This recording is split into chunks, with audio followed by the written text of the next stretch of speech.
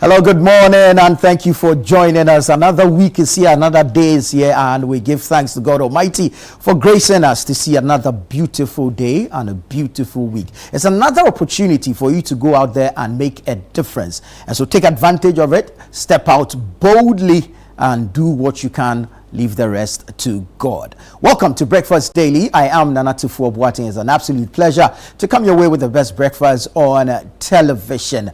Now, even before we start, let's remind you that the news is available, and it's available on the Channel One News online app. Okay, so go onto the Google Play Store. That's where the app is hosted, and download the Channel One News online app from the Google Play Store. You have access to the news. It is timely, it is relevant, and it is factual.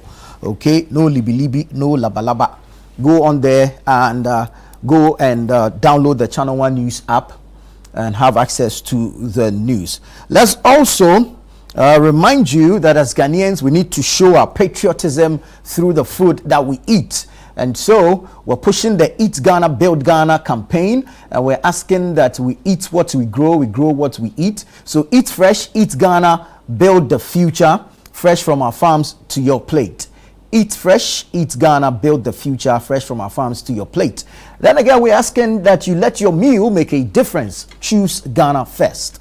Let your meal make a difference. Choose Ghana first. So taste the effort, taste Ghana.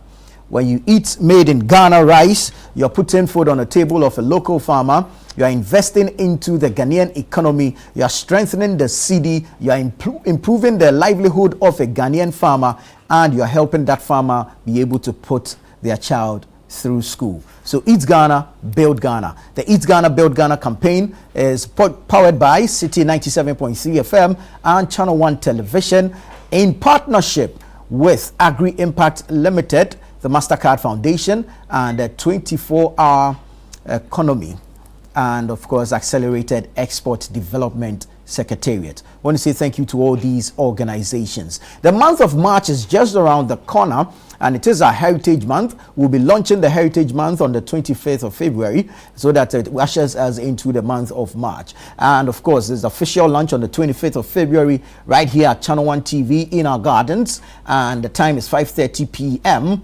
It's strictly by invitation. Strictly by invitation. The Heritage Month Launch 2026 is happening on Wednesday, the 25th of February, here at Channel One TV on our gardens. The time is 5:30 p.m. and it's strictly by invitation. Now, the month has a number of activities, both on air and, of course, outdoor events. We'll take off with a Heritage Caravan, where we get to travel 14 out of 16 regions across Ghana and bring patrons to experience our culture, our tradition, our beautiful country, the scenic views, and of course, taste the culture as well. Now, this is made possible because some organizations have dedicated themselves to sponsor the Heritage Caravan. And so this morning, we want to say thank you to all our sponsors. We want to say thank you to Hollard Insurance for being part of the Heritage Caravan, sponsoring us year in, year out. Thank you so much. Omni Basic Bank is here. They are back for the third year and counting. We want to say thank you to Omni Basic Bank, not just another bank. Now we have Goil, good energy, fueling the caravan, taking us around the country. And we say thank you to Goil.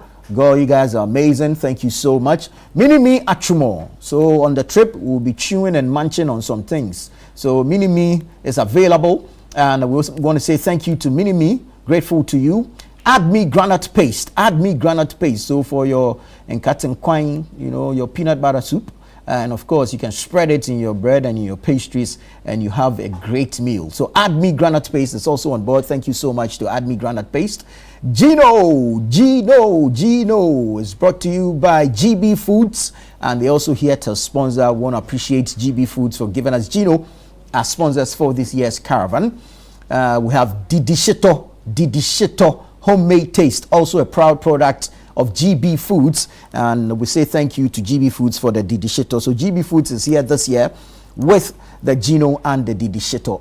Of course, Piva Beverages, here to refresh us with their drinks and keep us hydrated with their water. So Pivot Beverages, thank you so much for being part of the Heritage Caravan. Nanesh Rice is making a debut, first time sponsorship. We want to say thank you to Nanesh Rice for sponsoring the Heritage Caravan 2026. And it's amazing that they come on during the 10th anniversary. This is our 10th anniversary.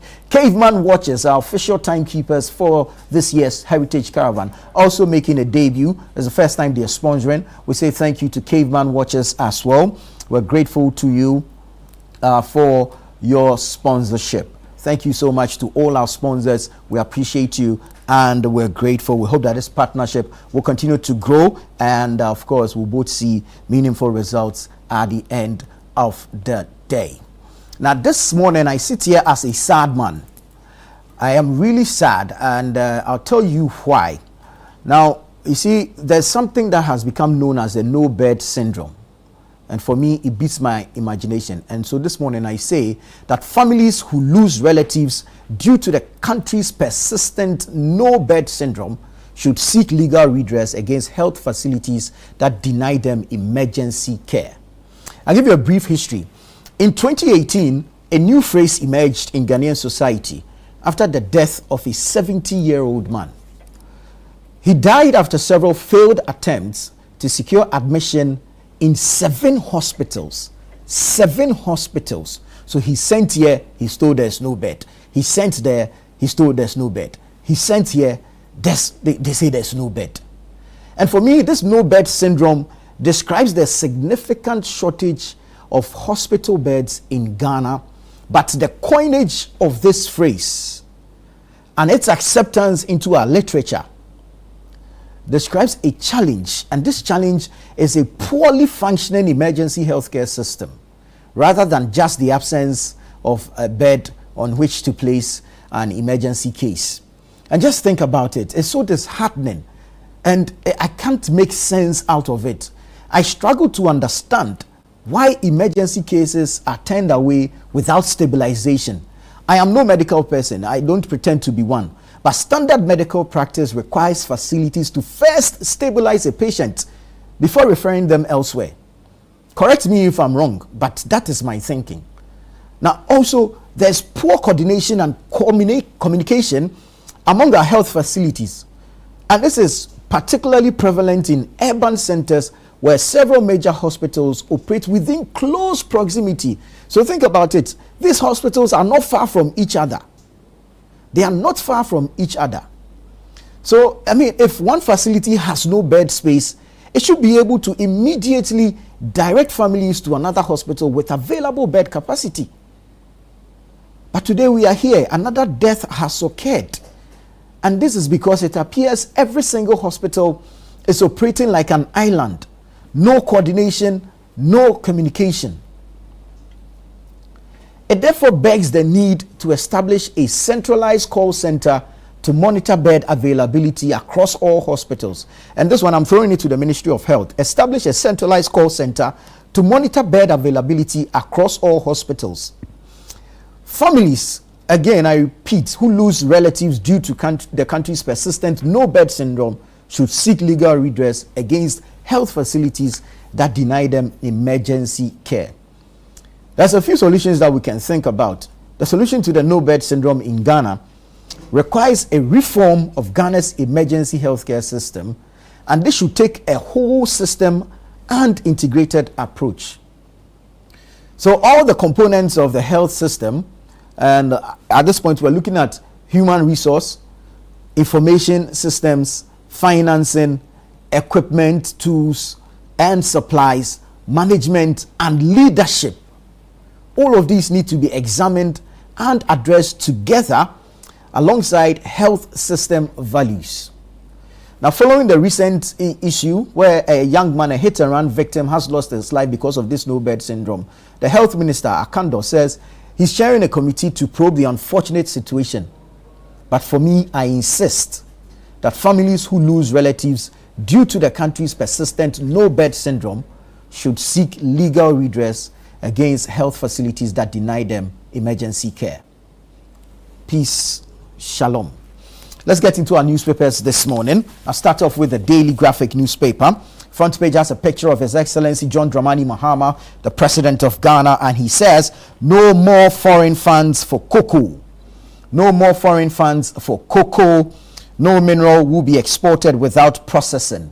That's according to President John Dramani Mahama. No more foreign funds for cocoa. No mineral will be exported without processing. President Mahama speaking there. Industry rallies behind 50% cocoa processing directive. Pushes import restrictions to protect local industry. Industry rallies behind 50% cocoa processing directive. Pushes import restrictions to protect local industry. Stop sharing explicit viral videos. That's the gender minister making that appeal. And then you have 4 Ghanaians named among 40 under 40 African entrepreneurs. 4 Ghanaians named among 40 under 40 African entrepreneurs. So that's the front page of the Daily Graphic. Let's jump to the back page. Yesterday I was hurt, but it's okay. It's football. So it's okay. Yeah, we'll leave it like that. 10-man Hearts silence Kotoko. They beat us in our backyard. Hey, I think pay me pa, but okay. Mediama split points with Adriana. So the table is looking very some way. Mediama is on top. Hearts of Folks follows. BBN Gold Stars, Adriana FC, Kotoko 5th. Samatex 6th. Karela 7th. Hearts of Lions 8th. Became United, Swedru All Blacks, Vision FC, Nations FC, Dreams FC, Young Apostles, Rekum Chelsea, Holy Stars, Hoho United, and 11 Wonders in that order. So that's your Daily Graphic for today, Monday, February 16. Grab a copy at a newsstand near you, and you can get the details of the various headlines. Now let's go to the Ghanaian Times. Ghanaian Times front page says, at 39th General Assembly of AU, press for reparatory justice. This is according to President John Dramani Mahama. At 39th Assembly of AU, press for reparatory justice. President Mahama speaking there. Then you have Executive Chairman of Centio Group urges Chinese investors to uphold ethics and strengthen Ghana-China trade ties. Executive Chairman of Centio Group urges Chinese investors to uphold ethics and strengthen Ghana-China trade ties. 3 dead, dozens injured in Eastern region following twin road crashes. 3 dead, dozens injured in Eastern region following twin road crashes. GHS DG tasked scientists to uncover causes of meningitis outbreak. So Ghana Health Service Director General tasked scientists to uncover causes of meningitis outbreaks. Let me go to the back page. Yeah, some sports stories there. Swedru All Blacks Pep Samatex. Mediama drop points in stalemate with Adriana. And then Ghana upset South Africa to advance in under-20 Women's World Cup qualifiers. So that's the Ghanaian Times newspaper. Now I'll go to the Daily Guide. Daily Guide says, post-NPP primary reconciliation. Post-NPP primary reconciliation. Let's put personal grudges behind. That's Dr. Mahamudu Bawumia speaking. Let's put personal grudges behind. Terrorists attack Ghanaian tomato traders in Burkina Faso. Terrorists attack Ghanaian tomato traders in Burkina Faso. 3 dead in Nsawam Accra Highway fuel tanker explosion. 3 dead in Nsawam Accra Highway fuel tanker explosion. Interpol deletes Oforiatta red notice. Interpol deletes Oforiatta red notice. Russian tourist sex scandal. Protect women, don't mock them.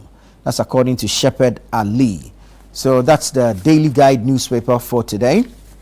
I'll take you to the Herald. The Herald says, dubious gold company cited in $17 million scandal as 3 Ghanaian firms go evasive with Turkish's $6.8 million US. Okay. Gender Ministry dances around Russian pornography outrage, but tough talking Sam George summons ambassador. Gender Ministry dances around Russian pornography outrage, but tough talking Sam George summons ambassador. Ghanaian women in Russian sex video break silence. GPHA Union declare red ware protest over 2026 salary talks deadlock. GPHA Union declare red ware protest over 2026 salary talks deadlock. MIF ponders regional sovereign wealth status. That's the Minerals Income Investment Fund ponders regional sovereign wealth status. So that's the Herald newspaper. Let's get into the News Center. The News Center newspaper. Cocoa farmers fume and weep. Anger boils as they demand price cut reversal or Akufo-Addo price restoration. Cocoa farmers fume and weep. Anger boils as they demand price cut reversal or Akufo-Addo price restoration. Ghana to end raw mineral exports by 2030. That's according to President Mahama. He was addressing a side event on the sidelines of the 39th African Union AU Assembly of Heads of States in Addis Ababa. ACE and Commerce strategic solutions to cocoa crisis. MTN Cowbank collect 7,020 pints of blood in Save a Life drive. Gaety warns of political risk in government takeover of Damang mine. So that's the News Center newspaper. Go grab a copy or at a newsstand near you and you get the details of the headlines. We'll go to the Ghanaian Publisher now. Ghanaian Publisher says, Bawumia urges forgiveness ahead of 2028. Bawumia urges forgiveness ahead of 2028. Cocoa farmers blast Mahama over price cut. Police arrest cybercrime suspects at Deftraco. APN, Africa Prosperity Network, pushes visa-free Africa agenda at AU Summit. APN pushes visa-free Africa agenda at AU Summit. Then at the top right-hand corner, IOM, Fidelity Bank, partner to boost returnees' financial inclusion. So that's the Ghanaian Publisher. The Republic Press. 4 die in horror crash as fuel tanker explodes. 4 die in horror crash as fuel tanker explodes. Ghana hunts for rogue Russian sex tourist. Ghana hunts for rogue Russian sex tourist. Government confirms terrorist attack on Ghanaian tomato traders in Burkina Faso. Bagman calls on executive to release land for new Parliament House. Minority calls for arrest of NDC members who invaded Tema Central NHIS office. Interpol permanently deletes red notice against Ken Ofori-Atta. So that's the front page of the Republic Press newspaper.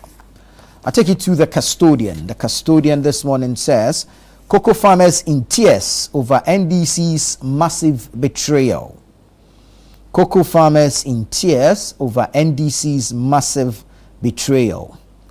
Police foil organized cybercrime at Deftraco, 2 nabbed, 10 victims rescued. Police foil organized cybercrime at Deftraco Estate, 2 nabbed, 10 victims rescued. APN pushes for visa-free Africa at AU Summit. NPP holds Thanksgiving service after presidential primary. Lily Mohammed is best TV female newscaster. So that's the front page of the Custodian newspaper. Let's go to the Inquisitor. Inquisitor says, deletion of Ken's red notice. Franklin explodes as OSP states position. Deletion of Ken's red notice. Franklin explodes as OSP states position. 1 year on, shrewd Dr. Okra makes TCDA visible. Women issues are developmental issues. That's according to President John Mahama. The base political movement is born. The base political movement is born. So that's the Inquisitor for today. I wrap it off with the Informer, then we go online. The Informer newspaper says, Oforiatta red alert removal were guided by law and evidence. That's according to the OSP. Oforiatta red alert removal were guided by law and evidence. That's the OSP speaking there.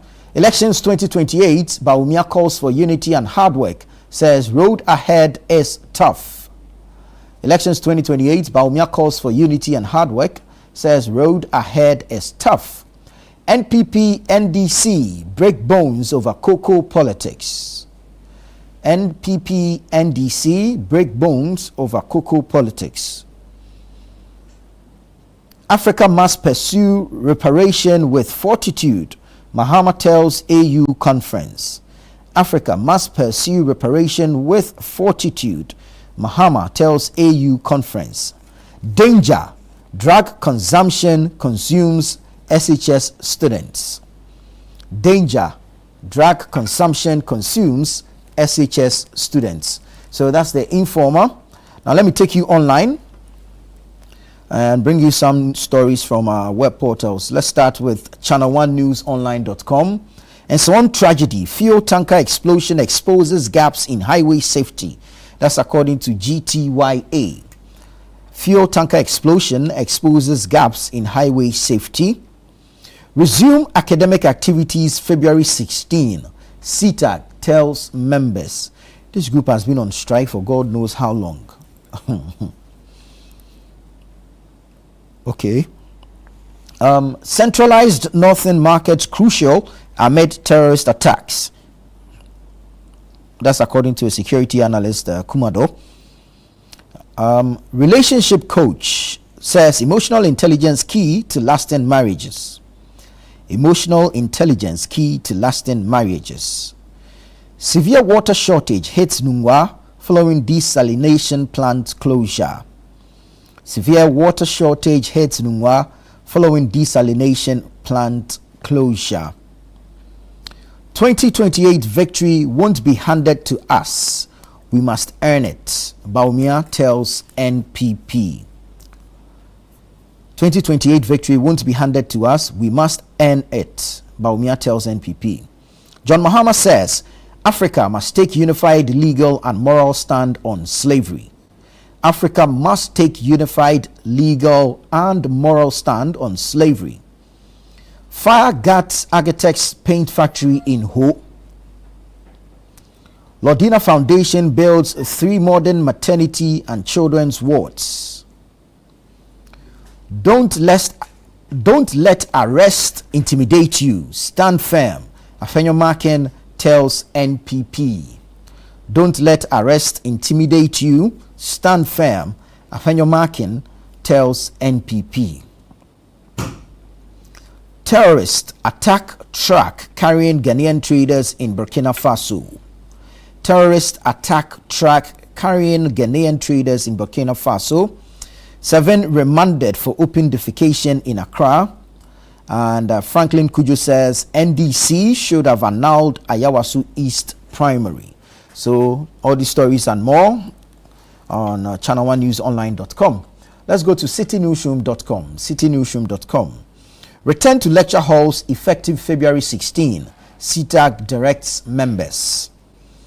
Return to lecture halls effective February 16. CTAG directs members. NCA tightens rules for telcos. Cuts call drop rate below 1%. NCA tightens rules for telcos. Cuts call drop rate below 1%. Security analyst Kumado says embassy transport unions key to protecting traders on Burkina Faso route. Accra gridlock cost Ghana 4.5 billion cedis a year. That's according to a report. Accra gridlock cost Ghana 4.5 billion cedis a year. That's according to a report.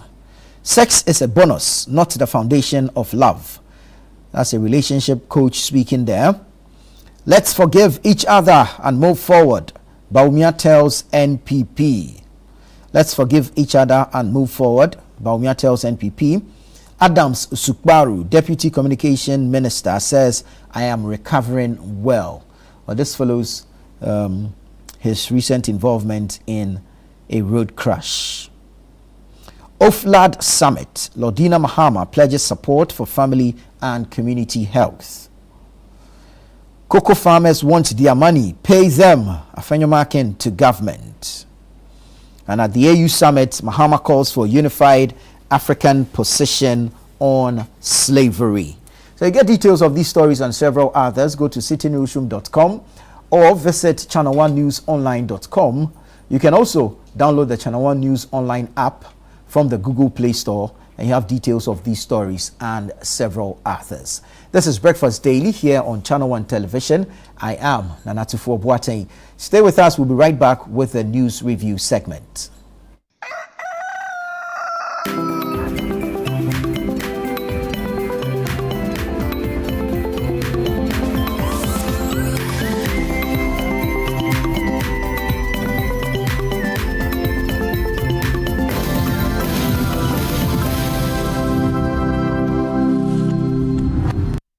This week on Lifeline, we confront that silent season called feeling stuck, where progress feels slow, direction is blurry, and motivation feels far off. Join Bishop Fred Kwanchi Mensah as he talks you through the season with his guests and shares steps to helping you overcome it. Hello, my dear friend. I welcome you especially to Lifeline. I am Fred Kwanchi Mensah, your host. Let's look at the concept of feeling stuck. What is it? Is it a myth? Is it a perception? Is it a reality? Talk to us. Very interesting topic, because when we talk of feeling stuck, usually it's a state that people get into. It could be psychological, emotional, spiritual, and it could actually be physical. Physical, you want to go to the airport, you are catching a flight at 7 and you are caught in the Legon-Oponglo traffic for an hour.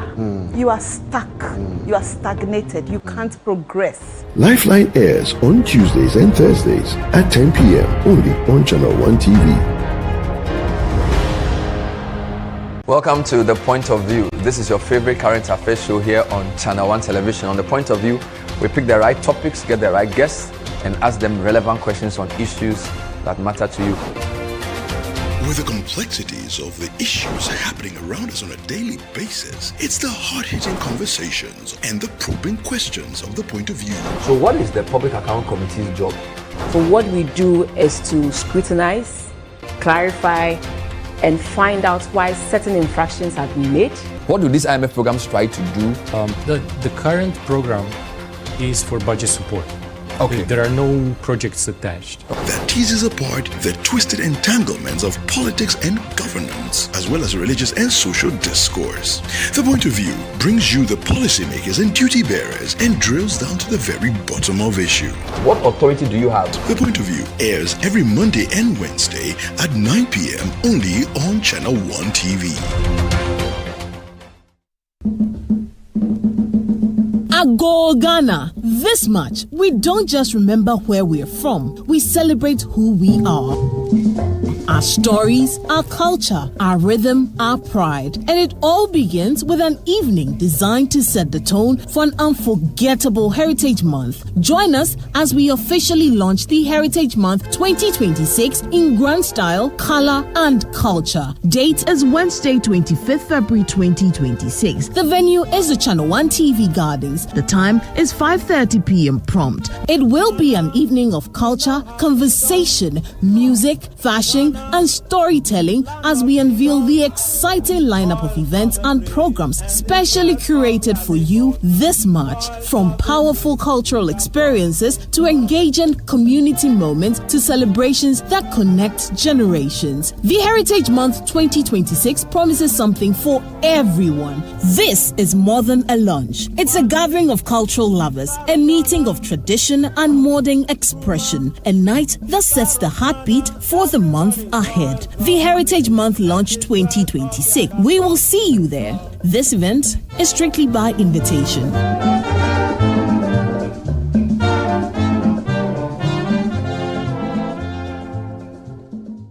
All I wanted is to be part of a real family. I thought you were kind. Akuli, I offered you money, got you a hotel for a few nights. That was the best I could do. I wanted little dignity and shelter. I promised I wouldn't speak of that night. I promised I would help around the house. You know, cook, wash, keep quiet, and I met it. You make it sound so simple. It was simple until you made it complicated. Aquile pregnant. For you? Ififi. I didn't say she was pregnant for me. All I said was she was pregnant. She said you know who the father of that child is. And we both know what that means. Any problem? No, Your Highness. Good. Then continue your royal duty with gratitude. Permission to resign. Denied. The Blank Saints, coming soon on Channel 1 TV. The vibe is too much.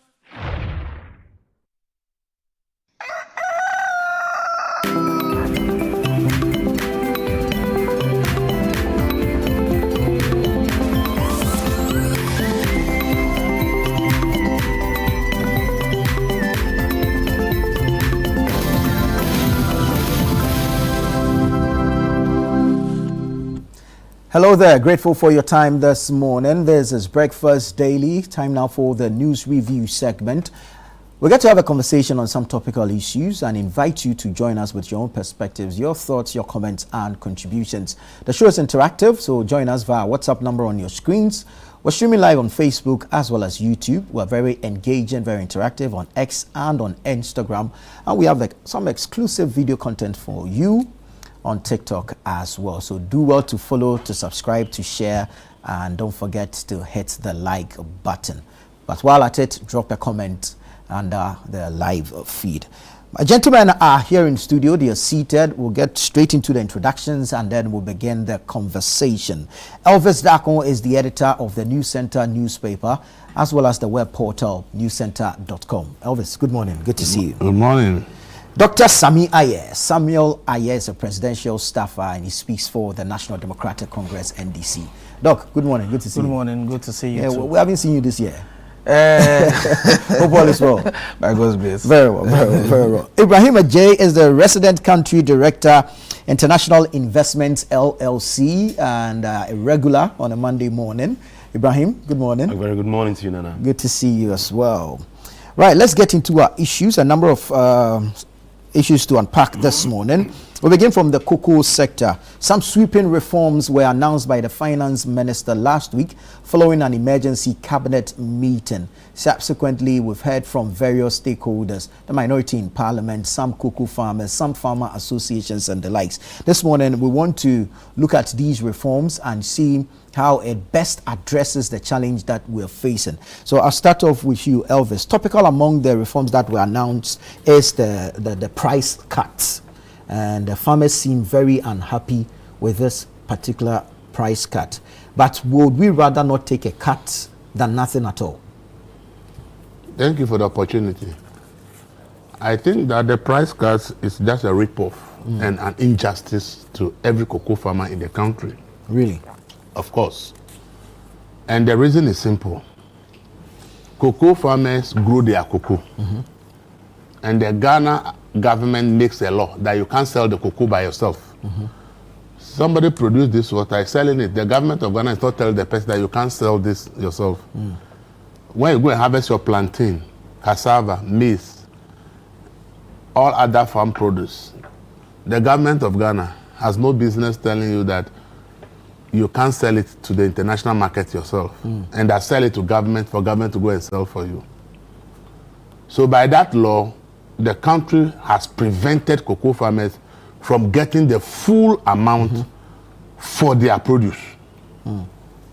We implemented this policy for decades. And one of the promises in that policy is that we have been giving cocoa farmers between 60 to 70% of the free on-board price, which means that when you buy the cocoa, the price at which it's sold on the international market, we give 70% to the farmer. And the cocoa board, which does not grow the cocoa, who does not own the cocoa, pocket the 30% of the amount from the world market. Cocoa board, just an institution set up. It's not the one growing the cocoa, but it pockets 30% of the amount. And out of the money they pocket, they come up with all kinds of policies. Sometimes some government will come and say free fertilizer. Some will come and say subsidized chemicals and fertilizers and all kinds of things that they say they have been using them 30% of the money they are pocketing for. And as part of that money they are keeping, one of the promises to the farmers is that they will get a guaranteed price through what we call forward sales. Yeah. So when the cocoa is sold and the farmer gets 70%, Cocoa Board pockets the 30%. The understanding is that when the price of cocoa even drops after the producer price is announced, that decline will not affect the cocoa farmer. It will not affect the cocoa farmer because the decision to use forward sales and the 30% Cocoa Board is keeping to themselves is supposed to be a risk mitigation factor that in the event that the price of cocoa goes down even in the international market, after the farm gate price has been announced, the cocoa farmer should not suffer. Right. And this is the policy we have done all these years. So several governments have experienced cocoa being sold below the agreed price after the producer price has been announced. But the governments have to absorb the difference because the promise is that the decline should not affect the cocoa farmer. The same time, if the price goes up, the cocoa farmer doesn't even benefit. But if Cocoa Board, at the time the price has gone up, still have some bins that it has not actually given a sign off under the forward sales, but decide to maybe keep a percentage that it will sell under spot sales, it means that Cocoa Board actually makes more money. True. When the price should skyrocket.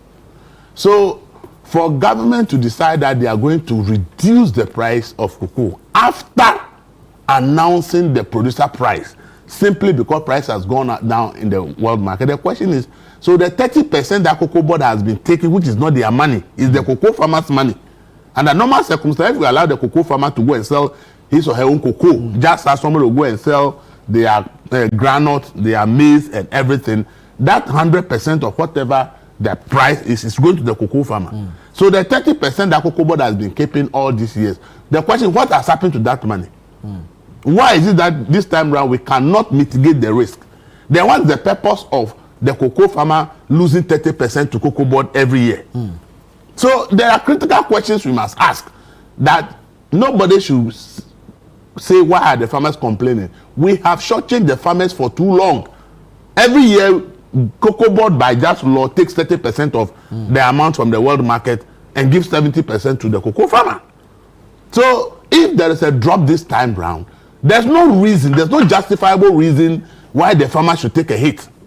Will the farmers be able to on their own sell on the international market? Who said they can't sell? Why? Don't we have so many products people sell to the international market? Even what do you call it? Metals.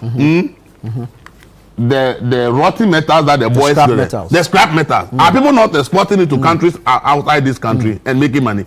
So who said that they can't sell the cocoa to the international market themselves? There are so many products in this country people export to the international market and make money. People sell their palm oil to the international market. Who determines that a percentage of the money should go to somebody? So you see, for me, if the farmer is to take a hit, that means that we have to just close down Cocoa Board, okay? So that the farmer sell his own cocoa, so that when the price goes down, the farmer knows that nobody is taking any money from what I am gaining. It is the world market that has gone down. Do you understand it? And then when the price goes up, the farmer also takes the benefit. Then the farmer knows that I am exposed to the full risk of price drop and increase on the international market. Right. But when we have a process and a system that should have mitigated the risk for the cocoa farmer, and now there's a price decline, and that system is unable to offer that risk, I believe that we have not been fair to the cocoa farmer. And I believe and trust that the government is listening. I think that if the NDC government wants to have any chance in the next election, they should reconsider this decision. Because governments in the past have actually absorbed cocoa price decline and giving the cocoa farmer what they are due. But if for the first time in my recent memory, and some of the cocoa farmers said they've never seen some before, that the price will decline to that level, and now you are passing on the decline to the farmer. I think that, to me, it's unfair because for several years, for decades, Cocoa Board has been taking 30% of money that they didn't work for. It is not their product. The farmers do their own farm, get their beans, and by law, you just take 30% of all their money every year. So if we have consistently taken 30% of cocoa farmers their money every year, how come that if there's a price decline, we are saying that they can't benefit from it? When we agree the farm gate price, okay, it is accumulation, they call it the average price. So it means that they look at the previous years, how much cocoa was sold, they put the figures together and they determine the average price. Right. And so okay, this is the average price cocoa has been sold, and therefore the farm gate price is going to be like this. And then if you do the forward sales, you have actually sold the cocoa ahead of time because you agreed with international buyers and picked the international loans to be able to pay for it. So if we have been doing all these things, and for the first time, now we are actually shortchanging cocoa farmers by these margins, it is, to me, an injustice to the cocoa farmer. And as I said, if we have decided that the cocoa farmer should take the risk, then the cocoa farmer should also take the full benefit of the total amount on the world market. Right. So in that case, if cocoa goes to 10,000, the cocoa farmer gets 10,000 for a ton of cocoa. If it comes to 1,000, the cocoa farmer knows that it is 1,000. That's what I'm selling it. But in a situation where at any price that the cocoa is sold, Cocoa Board is taking 30% of that amount. It's the worst thing we have done to cocoa farmers. This time, the justification is that the new price is 90% of the FOB price. My friend, it is not justifiable because the last increase, 2024, 2025, 4,200 was the average price used for a ton. Yeah. But the farmers got 3,100. We are getting 4,200, the same amount in dollars this time round, and the farmer is getting 2,587. See, we should not do things that will make the cocoa farmer angry to a point where cocoa will lose its strength in Ghana. Because see, cocoa has been the backbone of this economy for so many years. So I think that whatever it takes, if we want to protect cocoa, and we all know the impact Galamsey and the rest are having, I think that the cocoa farmer does not deserve this hit. Government should reverse the decision. Let them take the money. Government should find money and pay. And government should make sure that Cocoa Board make good use of the 30% that is been keeping, which is farmers their money. It's not Cocoa Board's money. All right. It is farmers their money that you have been keeping, that you are the regulator of the sector, and that you are going to provide certain support to the farmers. For that reason, you want to keep 30%. 30% of cocoa sales in a year, my brother, it's a lot of money. Look at the amounts we are being told. We are being told that have even been paid, even in all these difficulties. Cocoa Board is saying that they paid about 45 billion for the cocoa beans they have bought already. Yet we are still saying that there's a huge quantity to be bought. So if you look at the amounts that we are talking about, and Cocoa Board every year keeps 30% of that money, why is it that Cocoa Board should be broke? Why are we being told that Cocoa Board is A, B, C, D? Because people have turned Cocoa Board into a procurement center, and then they are making money, and the farmer is the one that is suffering. All right, and therefore, for me, there's no justification at all. There's no justification at all for this reduction. I think that the 3,600 should be given to the farmer. Government should find money to make sure that the difference is paid. All the 30% Cocoa Board has been keeping, government should make sure that that 30%, the money comes from there to pay for the difference. All right, thank you. Doc, your thoughts on the reforms and the response. Thank you very much. Good morning to you once again and my co-panelists. I think that what has happened, as far as these reforms are concerned, clearly not desirable, yet very important for the future of Cocoa Board and for the farmers. Let me use this platform to sympathize and empathize with our dear cocoa farmers whose efforts over the years have made sure that Ghana's economy always benefits from the huge foreign exchange that cocoa generates for this country. Let's put that on record. True. Clearly, government is not happy about it. If it is about a government that has shown true commitment to cocoa farmers in the last 1 year that we have been in government, it will be the NDC government. You recall that when we were in opposition, we made a solemn promise to cocoa farmers that they deserve 70% of international market price. Is that not it? True. When we came, an international market price of cocoa went to about 7,200. Did we not give 5,040 out of that to cocoa farmers? We did so. You did. That promise was kept. But there was the other promise of a 6,000. So, see, people do not put the whole conversation in a certain context. Okay. When we made that promise, international market price of cocoa was $10,000 at the time. $9,000 to $10,000. Okay. At the time, it was $10,000. In fact, and I'm surprised recently the MPP themselves have now suddenly become lovers of cocoa farmers. When international market price of cocoa was $10,000 at the time, using the then exchange rate, it was 166,000 Ghana cedis per ton. 10,000 Ghana cedis per bag. Do you know what they gave farmers? They gave farmers only 3,000 Ghana cedis, 100 per bag. You are selling it at 10,000 cedis on the international market, but you are giving cocoa farmers 3,100 Ghana cedis, 30% of the amount. Then you suddenly come to accuse the government that comes into power in just 1 year, within that 1 year, gives cocoa farmers 70% of the amount. Suddenly, you want to create the impression that you love cocoa farmers more than almost everyone. We were in this country when they actually cancelled free fertilizer and seedlings and what have you for cocoa farmers. Nobody spoke a word. But you see, that is just by the way. You see, the point is that what is happening to the cocoa sector did not just spring up in just 1 year. It has been a culmination of several years of financial mismanagement and malfeasance, which has changed Cocoa Board from the then strategic bulwark that we know to a situation where Cocoa Board does not even have any buffers. Do you know that government had to pump additional over $946 million to bridge the gap for the rollover that the Cocoa Board at the time left for this government? $1 billion. Because they forward sold about 786,000 metric tons of cocoa, which they couldn't deliver. 786,000, they were able to deliver only 432,000, leaving 333,000 for government. At the time, they forward sold it at $2,600 per ton. At the time, the international market at the time was about $6,000.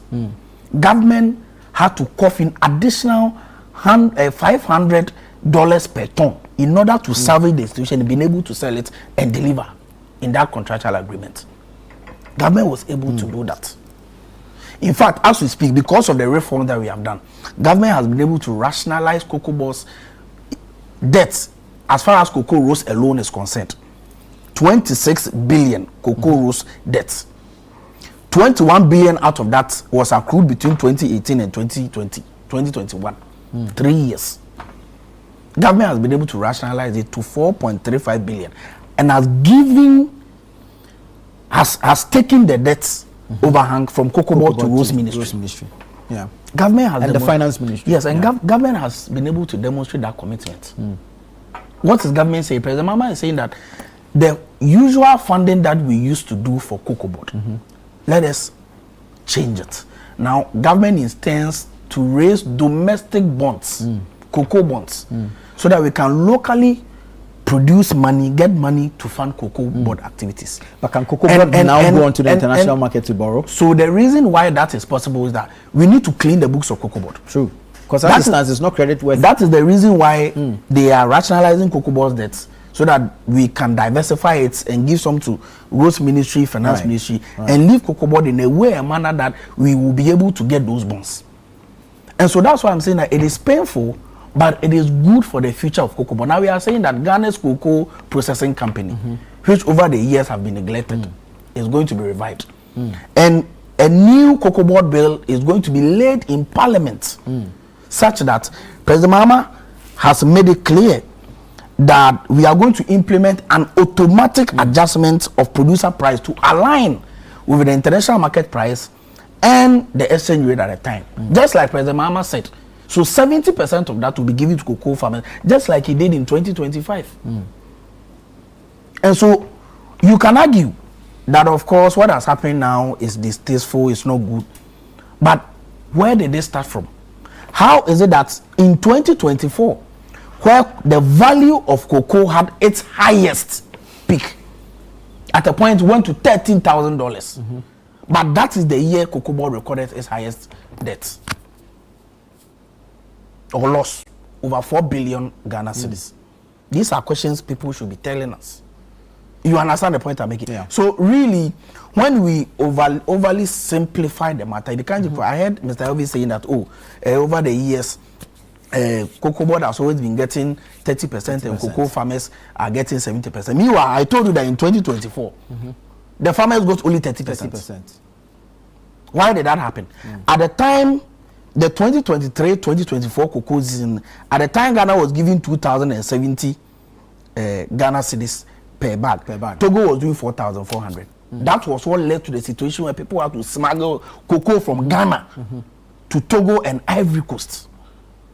They smuggled it. So cocoa board projection, they couldn't meet it. 45% deviation from it. Nobody wants to talk about it. People want to, sweep all these things under the carpet and suddenly want to blame a government that comes a new government that comes in just a year and decides to do massive reforms for the future of cocoa board. That those who argue that the reforms are actually targeted at cocoa board and not the farmer who should actually benefit. In terms of I don't. There are those who argue that all the reforms are aimed at strengthening cocoa board, reviving cocoa board, making cocoa board sustainable, making cocoa board viable. Yes, because cocoa board needs to be viable in order to be financially strong, to absorb shocks to the benefit of cocoa farmers. Can you imagine that the $1 billion that government had to cough up to bridge the gap in terms of the rollover that happened? Can you imagine if that money was not pumped? Would it not be enough money to absorb the shock that we are presently facing? So you need to hold cocoa board in a manner that when external shocks come, cocoa board can protect the farmer. Today, cocoa board is sitting there. They don't have any shocks. They don't have any buffers. Anything that comes into this country, farmers will suffer. You understand the point? But I have told you that government has shown more than enough commitment to cocoa farmers. Just like I demonstrated to you. Government is bringing back free fertilizer, free seedlings, scholarship for children of cocoa farmers and what have you. Any debate can be sustained. That of course it is painful, and the farmers agree. I've heard a lot of farmers. I've seen videos where these farmers are actually explaining and are saying that they understand exactly what has happened. They know the price of cocoa on the international market. They knew that something like that will happen, but they are even happy that government has been able to communicate to them. Government is putting in place measures to build cocoa board so that in the future cocoa board can also protect their interests and plight. We cannot bury our heads in the sand like ostriches and pretend as if in only 1 year there is an intentional agenda to destroy cocoa board and what have you. Meanwhile, over the years, we know what has happened.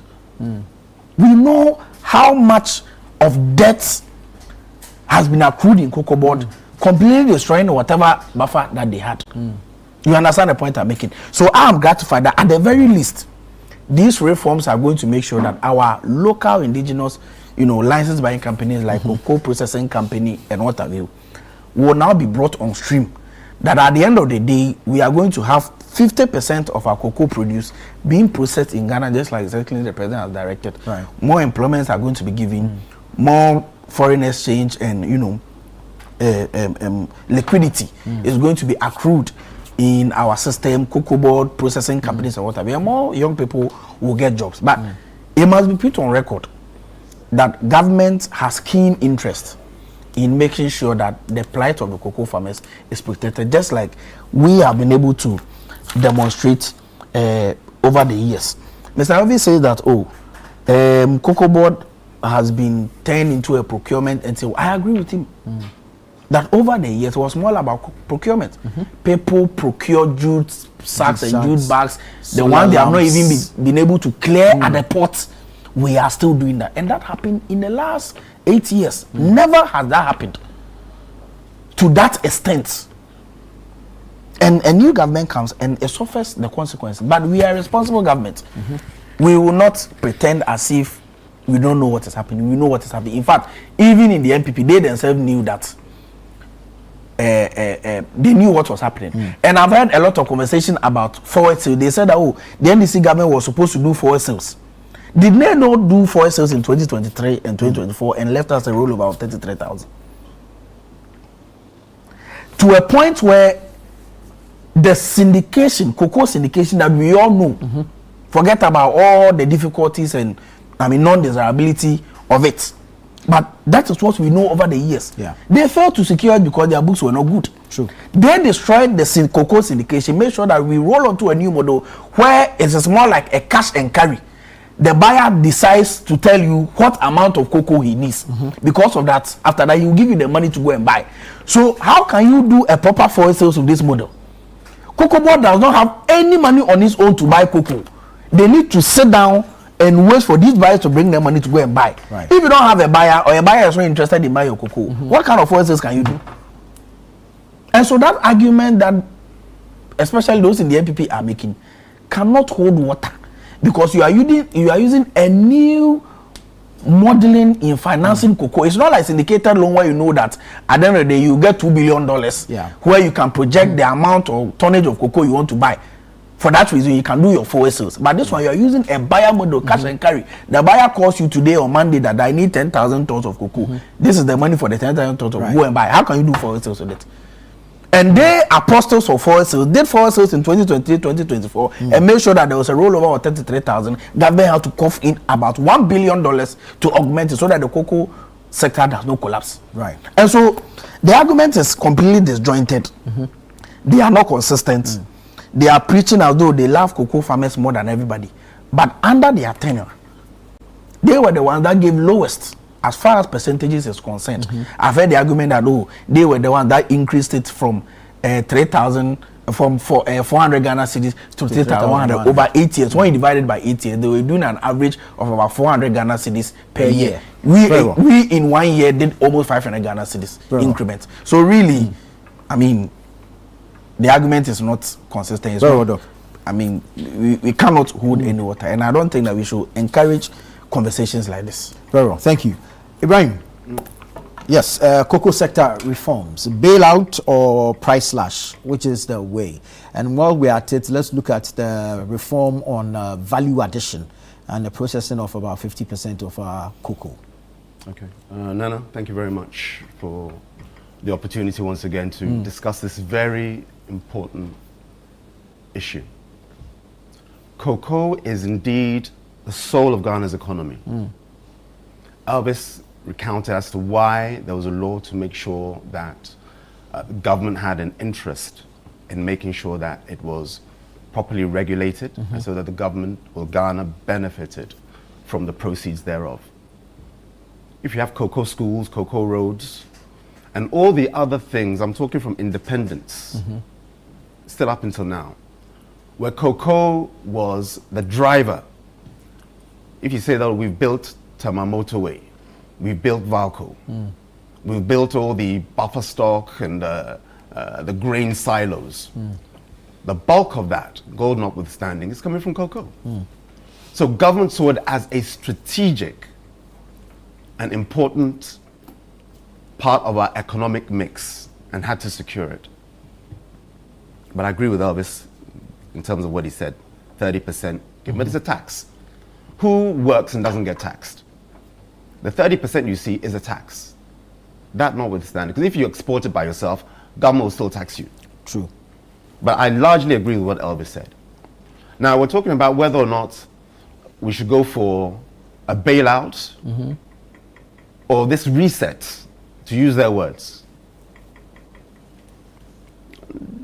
Dr. Ayer said that in his opening statement, he wants to sympathize with the cocoa farmers for this situation that John Mahama has put them in. I'll come to his points in a John minute. Mahama put them in this situation. The NDC government. They did. Did he not promise 6,000? Did Randy Abbey not say that is ahead of the opening season that they're going to pay 6,000? So if you're going to pay 6,000, why won't you hoard your prices? Why won't you hoard it? I think we also on Joy Newsfile, what transpired there. If you say, I'm going to give you 10,000 cedis for this bottle of water, I won't drink it. Because I know that in October 2026, per your promise, I'm going to get 10,000 cedis. So can we blame the farmers for this? Let me be direct. Can we blame the farmers for being businessmen and women, given a promise that they have failed? On the campaign trail, they said 6,000, categorically. And now you're giving them 2,587. So why shouldn't farmers be aggrieved?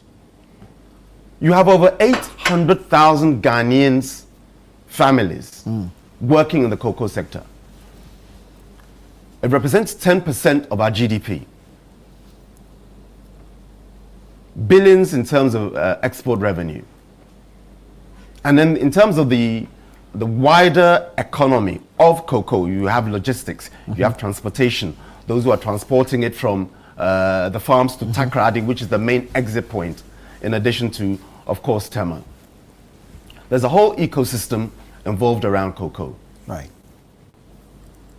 And Dr. Ayer wants to tell us that they love cocoa more than MPP or than Ghanaians themselves. Let's look at the history. And I'll start from Rawlings' time, briefly. What was the average crop yield there? 285,000 metric tons. Rawlings' time. The most they did was around 350,000 in the year 2000. MPP came under Kufuor.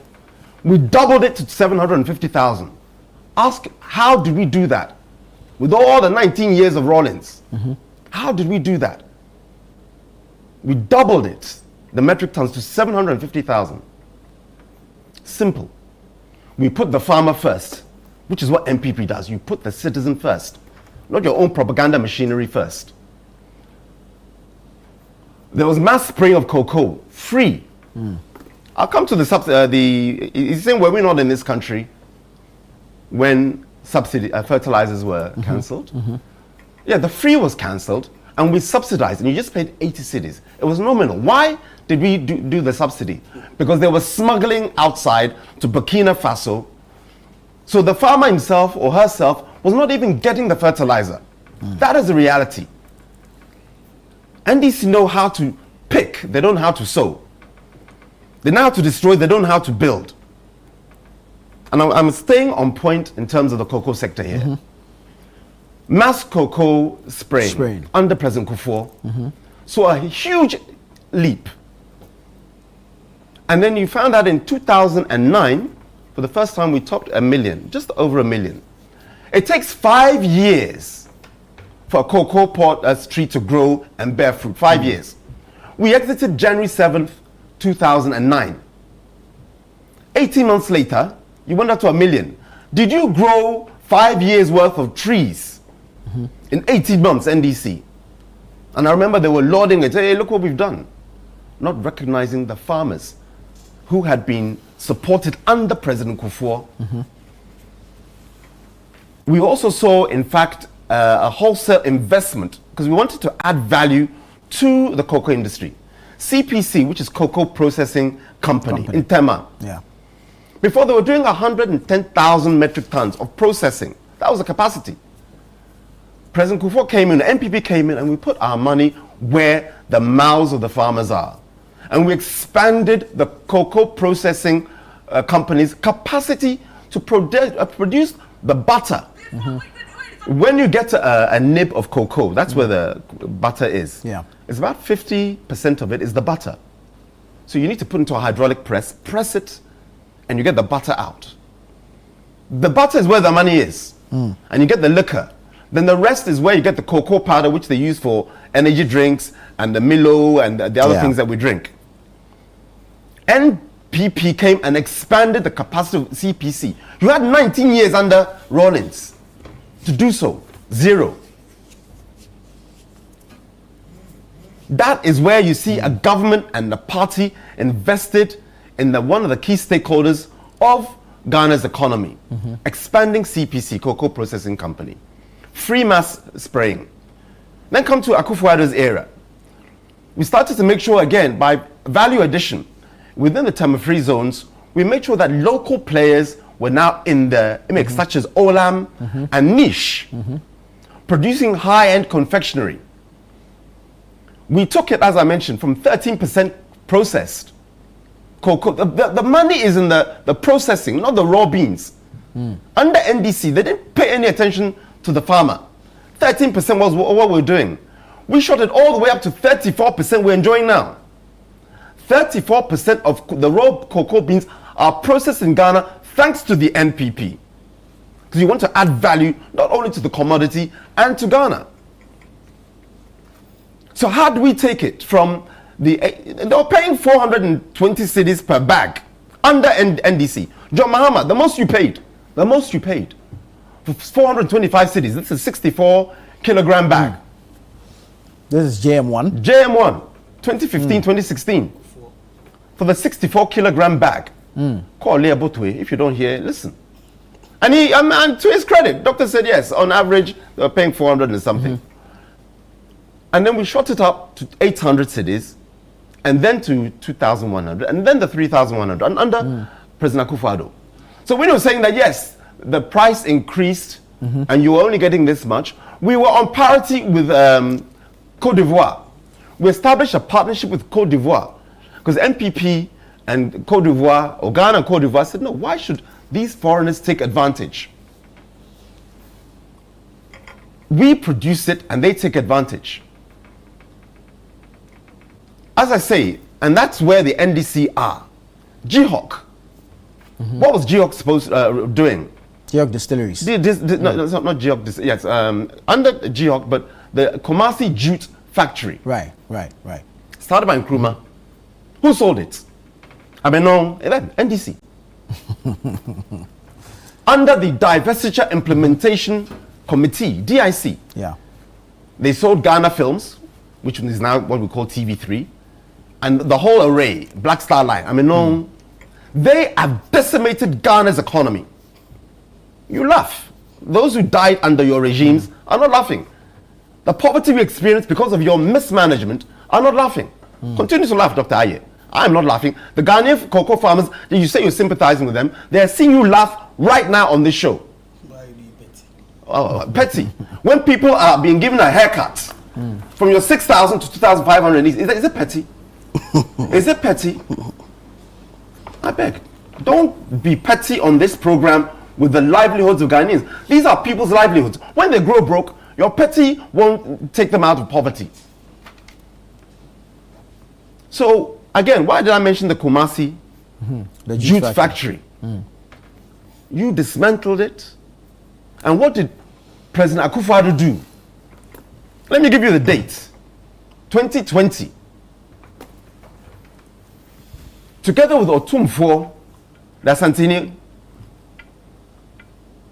they started a jute factory, and you know the material is KENAF, K-E-N-A-F. In 2020, at 2020, they're about 30% complete. Now to get the machinery inside. Because again, Akufo-Addo saw the vision, NPP saw the vision, that look, this cocoa industry has to be holistic.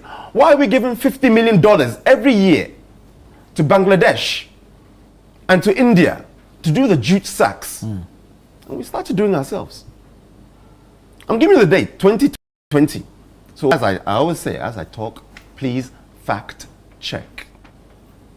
I think it's Bonaku, maybe my pronunciation is wrong, but the company belonging to the Asantehene, or he has a stake in the company, is Bonkundan.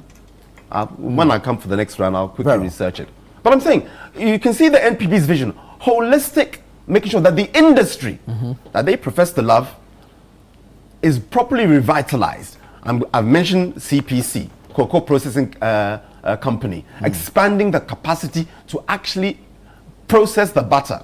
When Kufuor also came in, you had Cargill, and then Barry Callebaut, the French company, coming in to also be off-takers. But let me give credit to President Rawlings. He started the EPZs, the Economic Processing Zones in Tema. 1995. That policy created the incentive for companies to come into the Tema-free zones and start also engaging within the economy so you can process cocoa butter and sell it. So let me give credit to President Rawlings in 1995. He gave, let's say, the infrastructure to attract. President Kufuor then made sure that there was the legal and also the practical inputs and making sure that not only were we mass spraying and making sure that we expanded the infrastructure to process the cocoa, butter, and the liquor. And then under President Akufo-Addo, we started hand pollination. No problem. We started hand pollination.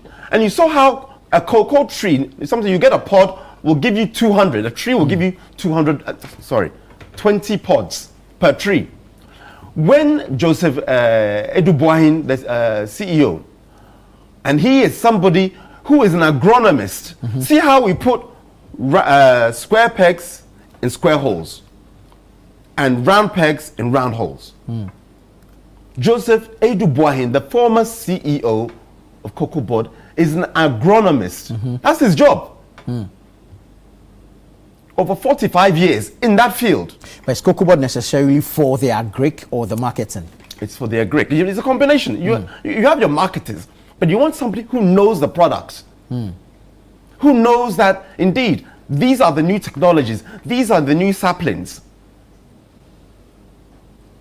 It was Cuba, Liberia, and Cote d'Ivoire. Not Cote d'Ivoire. Cuba, Liberia, and one other country, which then came to Ghana under MPP, under Akufo-Addo, to take the saplings that we are doing so that they can also replicate it there.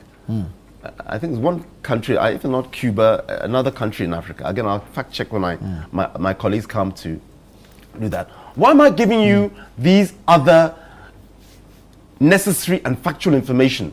To see how the NPP thinks critically about the cocoa sector. You can't take it from 425 cedis a bag. The last price John Mahama gave to 2,100 and then 3,100. Over a period of 8 years. Over a period of time. I mean, over 8 years. They were in power for 8 years before with Mills. What happened there? What happened under them? You're talking about mismanagement of the cocoa sector. Rather look at how you have mismanaged the promises and the sector in its entirety. And figures don't lie. How is it that in 2020, for the record, Ghana produced 1.05 million metric tons of cocoa, the highest, surpassing the 2011 that was achieved under Atta Mills. It's not by accident, it's by design. Right. And clear investment. Now, you're saying that you can't afford to pay the farmers what you promised them. What is the total quantum of the haircuts? You have around 450,000 bags yet unsold. Okay? If you times it by the haircut of 1,068 cedis, from the 3,000 to the 2,587. I'm not even looking at the 6,000 that they promised. It comes to around $860 million, or 7.64 billion Ghana cedis at the current rate. So you have to look at cocoa as a whole economy and say, can I afford this 860 million to support the cocoa farmer? Because the value chain of cocoa is so much more than 860 million. You had the opportunity to exit the IMF, and then you rather extended the facility. I'm talking NDC, now extending in April of next year. You spent $10 billion of gold for reserves that MPP created and initiated under Dr. Mahamudu Bawumia. The gold for reserves. taking from zero, that the Bank of Ghana was not buying gold. We took it to 30 tons. You sold 18 tons. The value is around $10 billion to support the city. I just gave you an example of $860 million. And saying, do you know what? Business-wise, let us use some of these reserves, the gold reserves, and support the cocoa farm or cocoa sector. Since we failed in our promises. Because NDC is promise and fail across board. They've been in power for a year now. How many jobs have they created? They should come and tell us. Right now, we know that 800,000 jobs under cocoa farmers are right now on edge. They're talking about 2027 season. Do you think we'll see 2027? Elvis was on point when he mentioned that. Why should I, as a farmer, be handcuffed to a government policy? Why not smuggle to Cote d'Ivoire? They have every right to. It's illegal. Why not change the cocoa into palm oil? Why not change it into sorghum? Why not change it into corn? As in millet and maize? Because that is what is going to happen.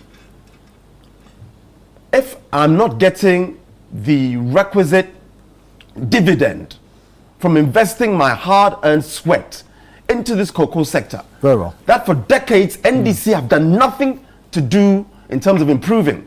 And I've just given you a whole litany, a chronology, dates, times, amounts, and figures where NPP under President Kufuor, under President Akufo-Addo have invested heavily in this sector, and it has yielded amazing results. Thank you. Thank and you. You have local Ghanaian companies like Niche, 100% Ghanaian owned.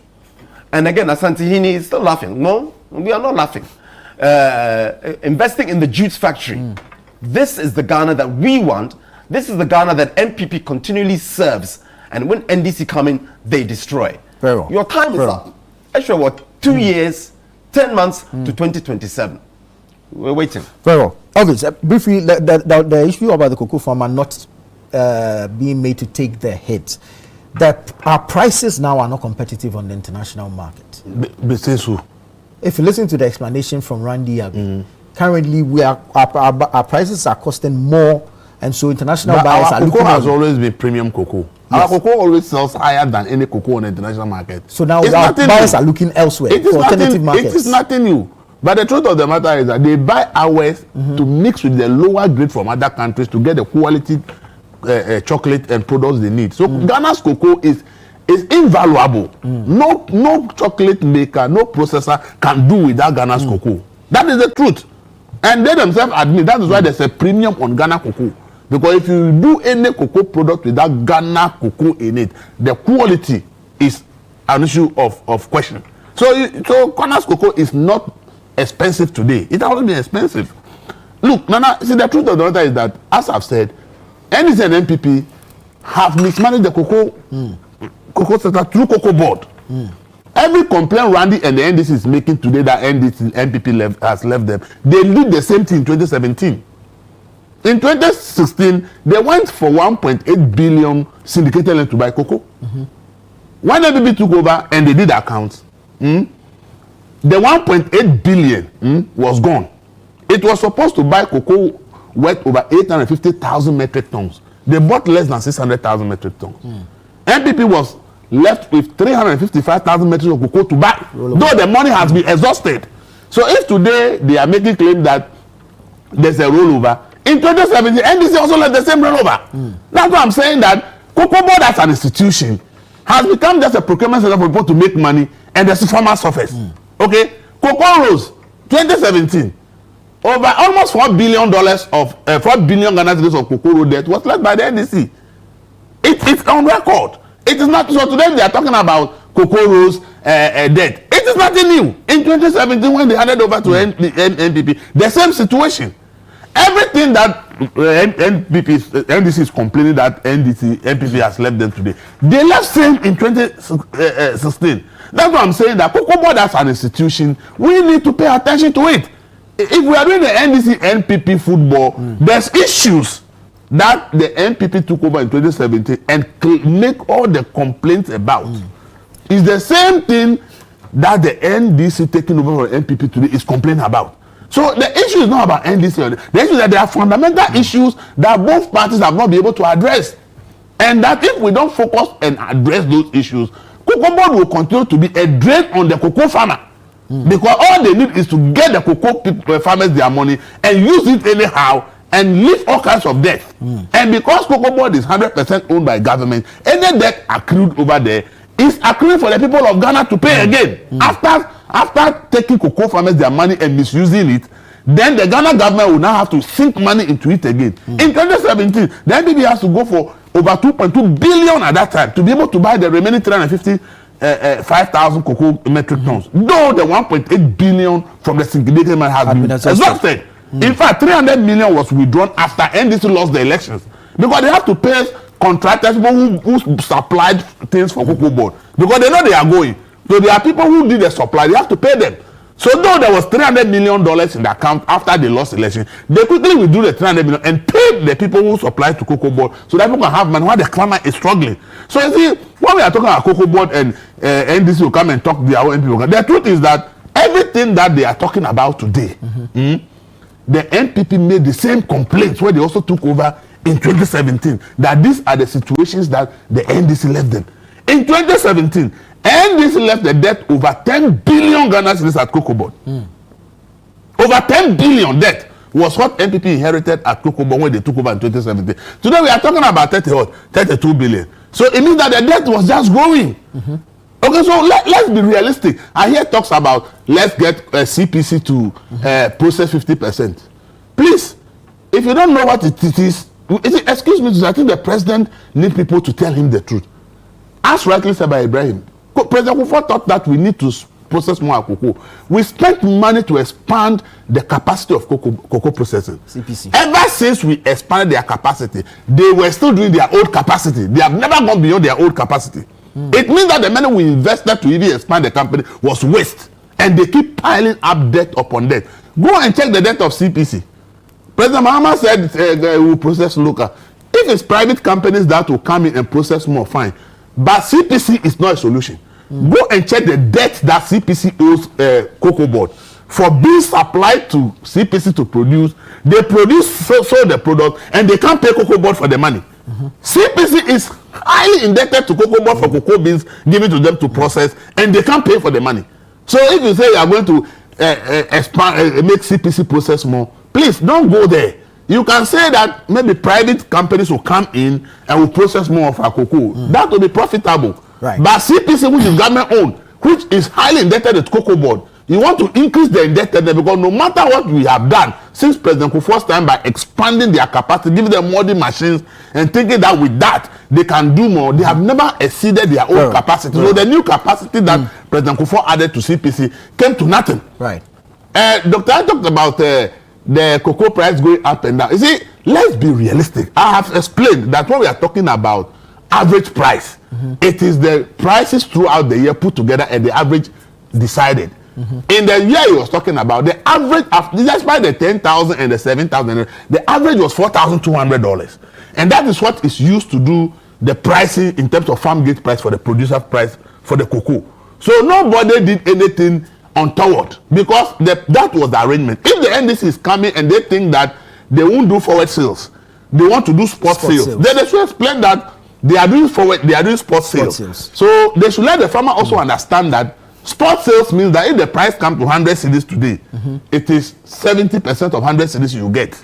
If the price goes to 10,000, you get it. They should explain. They shouldn't create the impression for the farmer to think that they are going to be getting any form of risk protection. At the same time, the price will be increased anytime it goes up. That's not how it works. You are either doing spot sales or you are doing forward sales. So let the farmer understand, because what we have done is to go and buy from the farmer under forward sales. And then when Cocoa Board want to sell, because they want to make money, they want to do 70 or 60 or 70% of the sales under forward sales, and they keep about 30%, hoping that price will go up, and then they will make money from spot sales. That doesn't affect the cocoa farmer. Right. So if we are coming for a new policy, to say that by the new policy, we are going to do like maybe those who import fuel to the country, that when today the price goes up by $5, automatically if LBC has gone to meet somebody to buy the cocoa that day, they to sell it at the new price. Okay. You don't sit down and say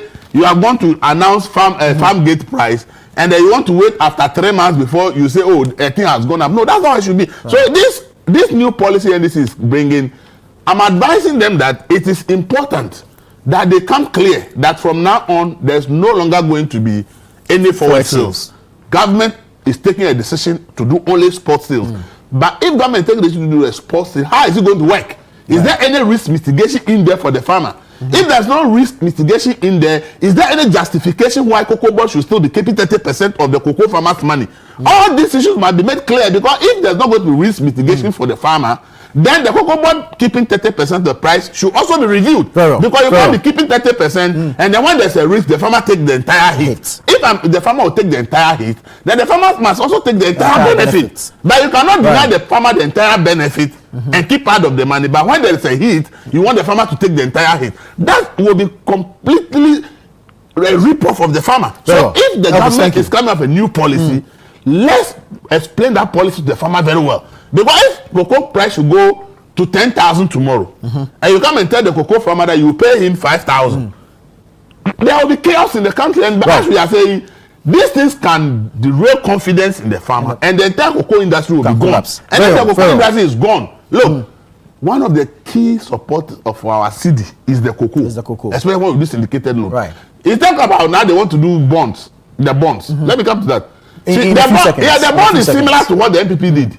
The NPP said that the interest rate on the syndicated loan is about 7 or 8%. So when you go and take the money, the interest on the syndicated is almost about $100 and $150 million every year. So why not rather raise the money locally, so that interest you are paying to foreign banks should not be there? But what the NPP didn't do is the bond that this current government want to do. Or what the NPP didn't tell us is that Cocoa Board was not credit worthy and so cannot go on. No, aside even the credit worthy. No, it's not about credit worthiness. If you pay the interest rate, you can get cocoa syndicated loan. Because the point is, if your books are not credit worthy, what it means is that your risk is higher, so the interest rate goes higher. So it may have moved from 8 to 10 or 11%, because they know that the cocoa definitely you are producing it. So if you pay the higher interest rate, you get it. But the higher interest rate means that your ability to get the money, you have to pay more. Very obvious. So what the NPP did was that the buyers should rather look for money and buy the cocoa themselves. But the NDC say that, okay, they will rather raise the bond and give them. So that's only a difference. But if we are saving, if both policies are saving us maybe $100 to $150 million we pay to foreign banks for financing the cocoa sector, if we can raise the money locally, why not? Thank you, Elvis. Thank you, Elvis. Doc, I'll come to you. I'll come to you briefly. I need to take a break here. Please bear with me. Let me take a quick break. This is Breakfast Daily on Channel 1 Television. Stay with us. When we come back, we hear from Doc and Ibrahim, and then we'll move on to other matters. We'll be right back.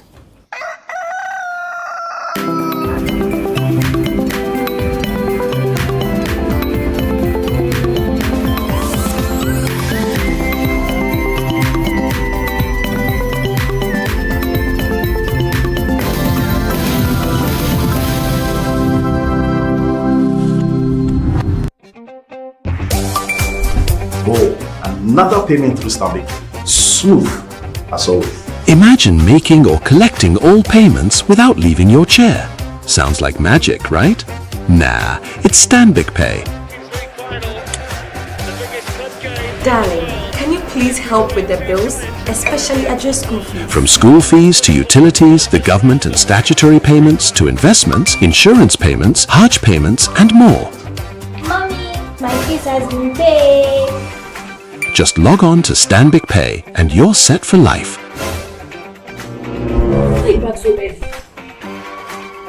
Please tell me everything has been paid. No Stanbic account, no queues, no stress, no last-minute panic. Cherish your time and live happier in safety and convenience. Visit stanbicbank.com.gh or call to get started. Why step out when you can shop at the comfort of your home? Franco Online has you covered. No stress, no queues. At Franco Online, you can shop all your original electronics and home appliances, from TVs, washing machine, refrigerators, air conditioners, to phones, accessories, laptops, and many more. It's free delivery within Accra and Kumasi. For your safety, Franco do not sell from random social media messages. Just call the numbers on your screen or visit the website at www.francotrading.com. You can also download the Franco Trading app on Google Play Store or Apple App Store. Franco Online, it's fast and reliable. Life is a celebration of moments. Big and small. The sun is scorching, I'm feeling the heat. With Piva Drink, every moment becomes a refreshing celebration. From the beach to your home, in every corner of your world, Piva Drink at a burst of refreshment. Give me Piva cocktail and tangerine.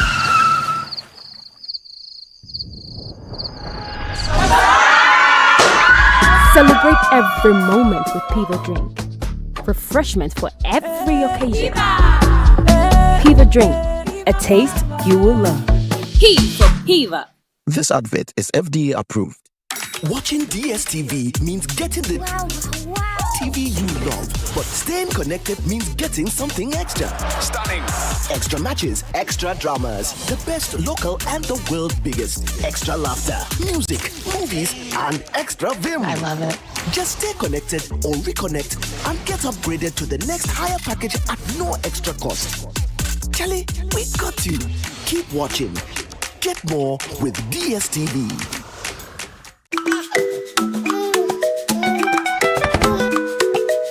How may I help you today? We'd like to open a bank account.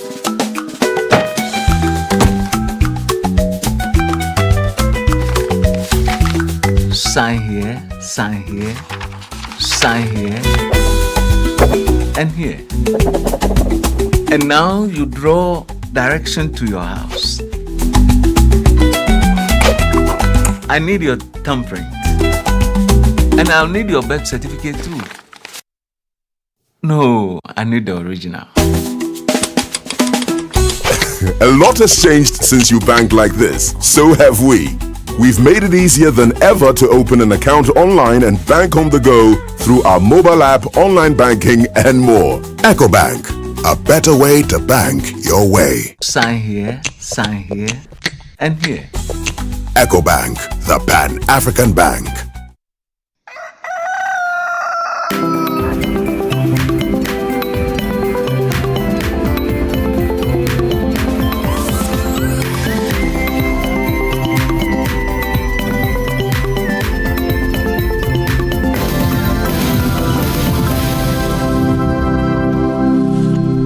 Welcome back. This is Breakfast Daily on Channel 1 Television. We're having the news review segment. I'm going to go to Dr. Aye for his final comments on this cocoa matter. But a few quick messages. This one from Kete in Kaswa says, processing our cocoa and gold locally is key to job creation and economic growth. Instead of exporting raw materials, Ghana must invest in value addition such as chocolate production, gold refining, and jewelry manufacturing. This will create employment, increase revenue, support farmers and miners, and strengthen our industrial base. It is time to move from exporting raw resources to exporting finished products. Okay. Kojo in Peki says, Nana, until we see some outcome from oral, NDC cannot convince anyone of the mismanagement of the previous government. Thanks.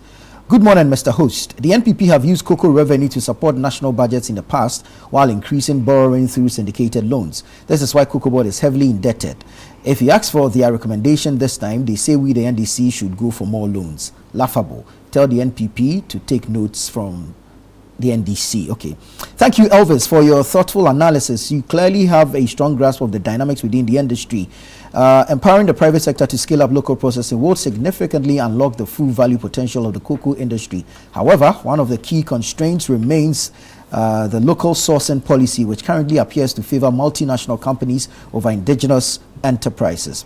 The minimum requirement of 50 metric tons, for instance, effectively sidelines artisanal chocolatiers and emerging local confectionery businesses, limiting innovation and inclusive growth within the sector. If the average Ghanaian fully understood the structural dynamics of the cocoa industry, there would likely be greater public concern about the degree of autonomy exercised by Ghana Cocoa Board and how its policies shape value distribution across the sector. Doc, so yeah, let me come to you, take a response. Yes, and then we can move on. I have a lot of response, but I know because of the time I will not be able to do it. Right. Mr. Alvin said we couldn't get, we didn't go for syndicated loan because the interests were high. Interests have always been high since we started getting syndicated loan. The reason is that Cocoa Board books was not good for syndicated loan. Mind you, they had done restructuring of cocoa bills through the domestic debt exchange program. Any investor that wants to invest in Cocoa Board will look just at the restructuring of cocoa bills to say that this country is not a serious country. This country cannot pay his debt. That's why they didn't get syndicated loan, not because they don't like syndicated loan. So that they go, they didn't get in 2022, 2023. Let me tell you for a fact, the cocoa season opened somewhere around September. Yeah. Syndicated loan didn't come until ending of December. To a point where January, that was when buyers got the money. So right from the get-go, they were losing confidence on the part of international buyers, such that they were not worthy of getting syndicated loan. Number two, Mr. Alvin says that NDC government also left over 300,000 metric tons of cocoa. The same thing NP had done in 2017. That was not true. Look, the Dr. Isaac Opoku, who is the member of parliament for Finso, ranking member on food agricultural affairs. He held a press conference. Your City News published it. Today is 16th. Yeah. 6 days ago, it was 190,000. At the time, we were looking at about 1 million metric tons. The cocoa experts know that it is acceptable to have a rollover within about 5 to 10 to 15% range. It's normal. But when you have a rate as rate, or you are deviating about 45%, that is what is unacceptable. And you wanted to generalize and say that NDC also left 4 billion of cocoa rows. Has he told us what Kufuor's government also left? From that time to 2017, he says it's 4 billion. But you are comparing it to a government that within only 3 years accumulates 21 billion debt in cocoa rows. Who is saying that it is not acceptable for institutions to accrue debt? Even in developed countries, they accrue debt. But when in 3 years you accrue 21 billion, that is the problem we are talking about. You understand? So that lumping everyone together, playing the card as if everyone is bad, that is it does not make the argument genuine. My brother said that the NDC government has gone to sell gold at Bank of Ghana 18 tons. Master, do you know Bank of Ghana? This is Channel One. It is a big platform. Bank of Ghana has a policy they call reserve management strategy. They diversify their interest, diversify their international reserves. International reserves are in the form of gold, foreign currencies, oil funds, and what have you. At any point in time, Bank of Ghana decides, looking at their forecast, looking at their trends, which of the reserves they need to keep.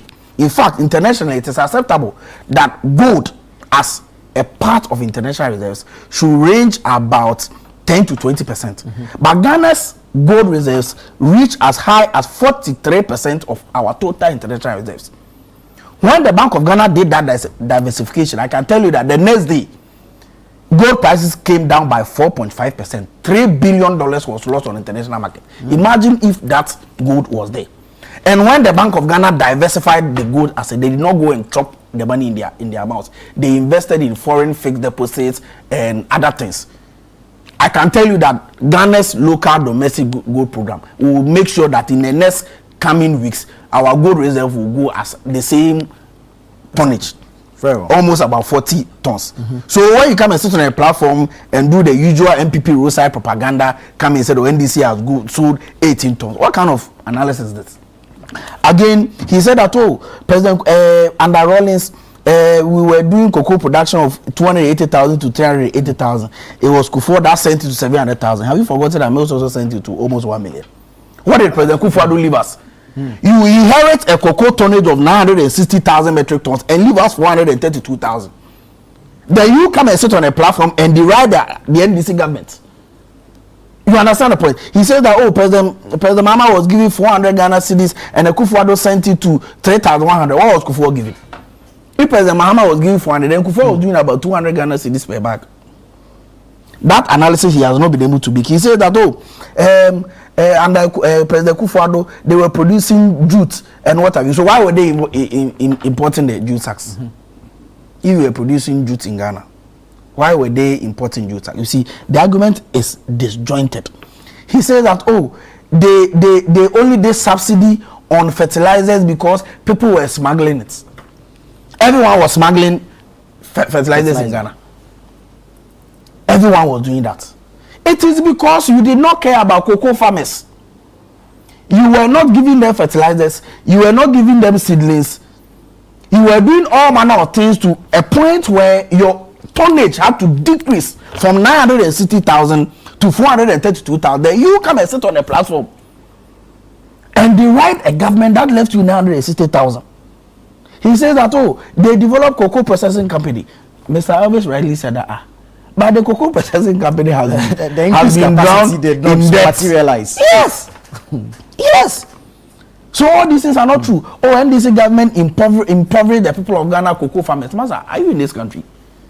That in 2022 to 2024, over 850,000 were pushed below the poverty line because of your government's domestic debt exchange program. Over 100 billion Ghana cedis for middle class people like you and him and my brother Elvis. I'm not middle class. Who saved their money in banks? Who saved their money in banks? The government told us that they did not care a hoot. They have taken the money. They will not pay the interest. They will pay the interest in about 15 years' time. It was a necessary evil. People had to picket at finance ministry. I know a certain lecturer who taught me in medical school, occupational health. He told us that as a doctor, you need to save your money. You must not live lavishly. The man saved his money, went and bought bonds. The last time I saw him, he was sitting in front of finance ministry begging that they should not include his bonds. Right. Your government did it. And you have the effort to come and sit on TV and say that people are impoverished. Which government impoverished the people of Ghana more than Kufuor's government, which you were a part of? You understand? So clearly, a lot of wrongs have been occasioned over the past few years. There is a dawn of a new beginning. President Mama said that he wants to develop or enhance value addition of cocoa in Ghana. We have to deviate from the path that we have always been on. And that because of syndicated loan alone, we could not have a situation where we locally process our cocoa. Now let us raise local bonds and process our cocoa in Ghana. Right. We are having a situation where President Mahama is going to Parliament. He's not just saying it too. They are presenting a new cocoa board bill where 70% of the price will be accrued to farmers, so that whichever way it happens, cocoa farmers have 70% of it guaranteed. And you are criticizing that government. When you came in, cocoa board did not have any budget for cocoa rows. They made sure that 21 billion was debt in cocoa rows was accrued in 3 years. Imagine that money. Imagine finance ministry came into government and this debt was not there. Do you know the amount of money that the finance ministry could have used to pushing cocoa farmers? Right. All this have happened. You don't want to talk about it, and you come and lament that President Rawlings' time. The problem we have today is not Rawlings' time or Kwame Nkrumah's time. It is because the last 8 years you have turned around the fortunes of cocoa board in a negative way. You came and made cocoa board a positive equity of 1.8 billion. Look at where you left cocoa board, and you don't want us to talk about it. You are blaming the government that is actually putting in place measures to save cocoa farmers. So for me, I know things are hard. Nobody expected this to happen. We showed fidelity and we showed that we care about the plight of cocoa farmers. From what we did in 2025 coming, there's a difficulty. Government has put in place structures to restructure, reform, review cocoa board, and make sure that going forward, the cocoa board that we need, that was a strong defense of our economy, will now become the strong defense of our country. Thank you. And our economy, the way and manner we expect it to be. Thank you. Ibrahim, final thoughts. Clearly, Doc wasn't listening.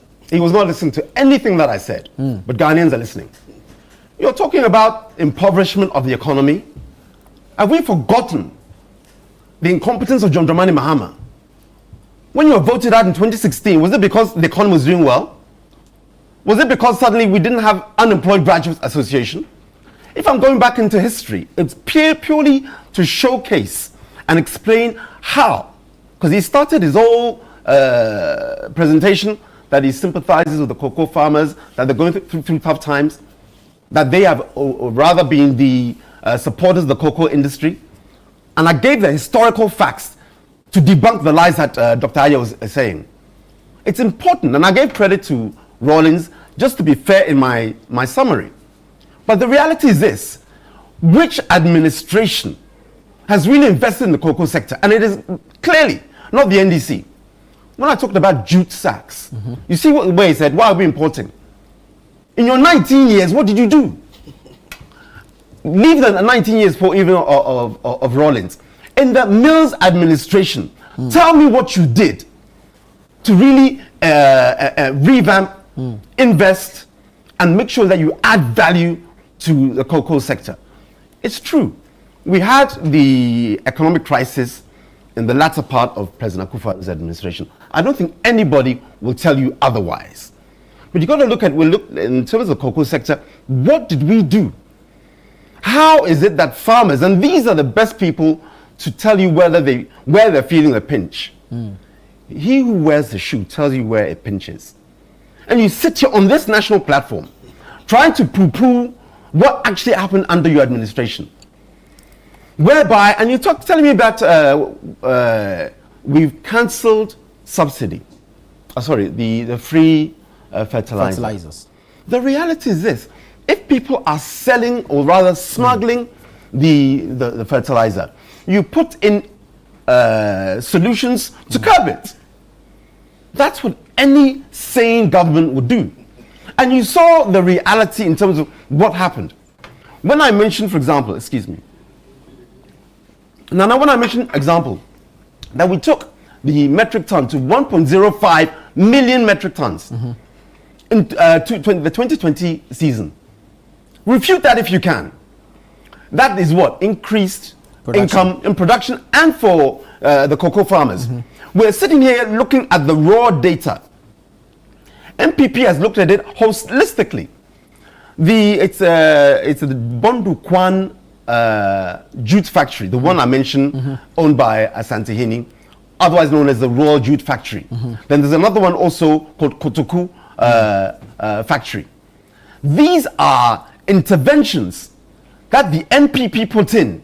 You know, the NPP NDC are so myopic. They don't see the full picture.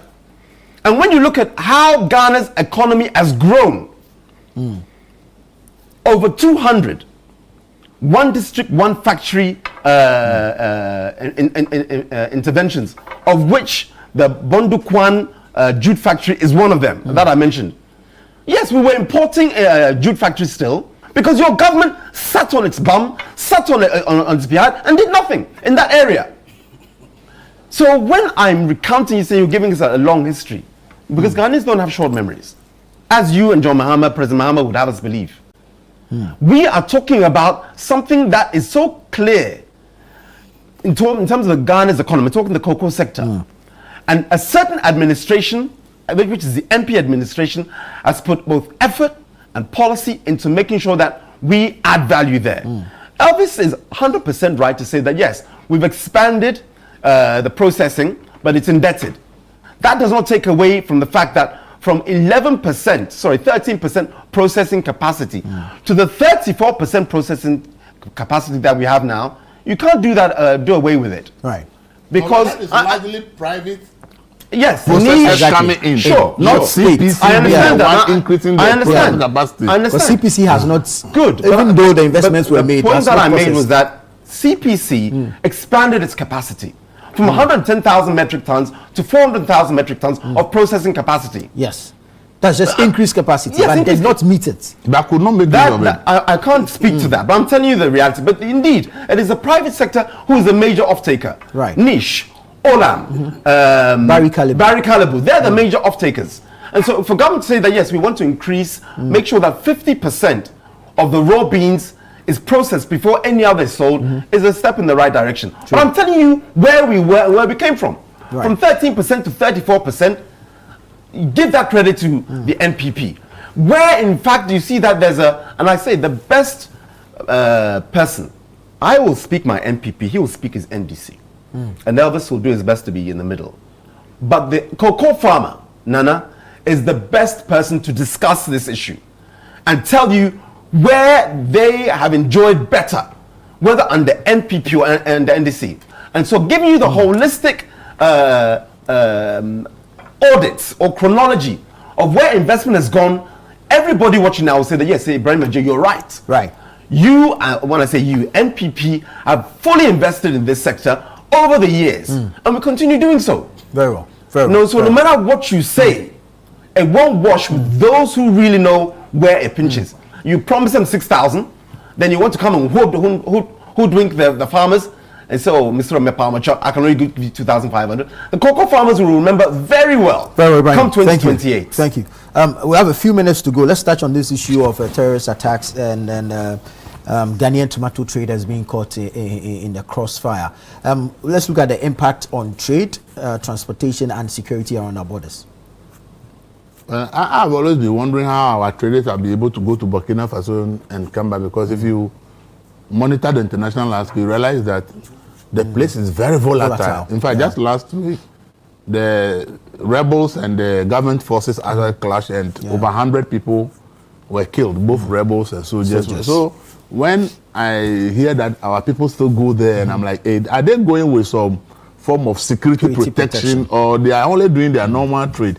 And this is why we must all see how what is happening in our neighboring country can have an impact on all of us. Because most of our fresh tomato comes from there. So you see the impact of that. That's why we all need to unite in the sub-region and fight this jihadist group, because what they are doing is to ensure that nothing happens in the sub-region. And everybody will be affected, because when you get things from, you trade with them. So if there is this kind of thing, now a woman who wants to go there and bring tomato is scared. Somebody wants to go to Nigeria and go and bring the onion is scared. And this is why we must look at the things from the perspective of after and security. I've always said that if the continent will prosper, we need peace. Because once there is insecurity, it affects economic activity, and that is what it is. So I only hope and pray that Ghana and the neighboring country can find a very smooth way, or the way we can support them. See, this is why they left ECOWAS. They were expecting everyone to come to their aid to fight these jihadists, and ECOWAS did not support. And that is why now they are all trying to do things. I believe that if we all don't unite and support these countries to be able to suppress these jihadists, none of us is safe. Nobody is safe in the sub-region. Right. And that is why I think that every Ghanaian should be worried that we are having serious problems with our neighbors. And if our government is to put in any form of support, we will not turn into politics and then make it an NDC and NPP issue. Because what is happening there has nothing to do with NDC. If it spill over to Ghana, it will not know NDC and NPP. Yeah. Very well, Doc. Yes, I think I also heard the issue yesterday, and I've seen a statement from the Interior Ministry and the government about it. I think that this is clearly a security matter. So as for the security side, I will not go there, because clearly a national security matter. I believe necessary interventions and investigations will go on. Government will take necessary action, the way and manner that will benefit the state. Just like my brother Elvis rightfully said, in Pennyfor say, will be about the same today it is market women, tomorrow it can be spare part dealers. Today it is Burkina, tomorrow it can be Togo, it can be Ivory Coast and Benin and what have you. It means that as a country, we need to put in place measures, and that's why I'm happy about President Mahamat's initiative to create a certain relationship with this Sahel region, so that Ghana and Ghanaians will be protected. I know about its trade, manifestations and repercussions. There are so many things that we import from other countries. This one, I don't know whether I should call it importation, because it's from another country. Yes, it's still importation. Onion, fish, and what have you. Clearly not something that we should be happy about. It has untold, effects on our prices and what have you. I know that going forward, measures will be put in place regarding that, so that we can avert it. I've heard a lot of comments from these traders, clearly not in a good light, and I'm hoping that we will not have a situation like this going forward. Well, Ibrahim, we're surrounded by countries that are having these challenges, and if we're not careful, the ocean might be our only refuge. How do we go about this and its impacts? Business, trade, even food security. Because if our traders now harbor the fear and can no longer go and bring in food, where do we stand? Good. You remember some weeks ago, we were talking about the coup that had happened in Benin. Yeah. And how Nigeria came in. The attempted coup. The attempted coup. On the King of Cotton. Yeah. Well, it was a coup. The fact that it didn't last, but the coup happened. An attempted coup is when you're planning and then you're caught planning. Good. But it happened. And then you had this one was a foiled. Yes. Yeah. Yes. It wasn't successful. But I'm coming. It did not even happen at all. But this one, it does appear that. No, it happened. I mean, so unsuccessful. Yes. Yeah. No, to all intents and purposes. Okay. Successful but unsustainable. To all intents and purposes. If you can a come on short-lived coup. To all intents and purposes, if you can come on state TV and announce that you've taken over, then it's a coup because you didn't do it on your iPhone. You did it on the stage. It's like capturing GBC. Exactly. And say we take, so it happened. Let's be direct with the reality. And what did Nigeria do? They came in and supported. True. They put in 6 F-1 fighter jets, and they helped, and they did what the ECOWAS protocols demanded. And remember, I made my submission on that. Yeah. I'm answering your question. What can we do? Otherwise, the ocean will only be our refuge. Until and unless ECOWAS as a body, and they can also co-opt in the AU. Because when things are happening in Sudan, do our men and women not go there? Yeah. When things are happening in Lebanon, outside of Africa, do our men and women not go there? They do. To either keep the peace or enforce the peace. We've been seeing these insurgencies, these terrorists in the Sahelian regions all this while, which has in fact led to, when I say led to, instigated and supported Ibrahim Traore's rise to power, because that was the key reason that they wanted to take over, because they were seeing inertia on part of government in tackling the insurgents, the terrorists. Yeah. So what, and somehow it's like ECOWAS were quiet. Everybody's watching as observers and not putting all our efforts to help Burkina Faso. We saw what happened, I think it's 2022, 2023. It was an incursion in Côte d'Ivoire, the northern part of Côte d'Ivoire. We comment without acting. I'm talking ECOWAS. So now answering your question, Nana Tufo, what do we do? ECOWAS has to take this directly and see that an attack on one is an attack on all. Because once you do that holistically, with the full complement of ECOWAS's military might, we are 520 million people in this region. And you have, I don't know the numbers, but let's say at 100,000, 200,000 terrorists across the Sahelian regions. ECOWAS, are you observers, or actually do you have the teeth and the will to actually tackle this like you're engaging? It's not Burkina Faso's war, it's our war. Right. And when you do that, then you can bring sanity so that people can do the trading of tomatoes from Burkina Faso and vice versa easily. So that's the answer. Ibrahim, thank you. Dr. Samiaye, thank you. Elvis Dako, thank you. Thank you also for joining us and for sending in your comments and your contributions. This has been the News Review segment on Breakfast Daily.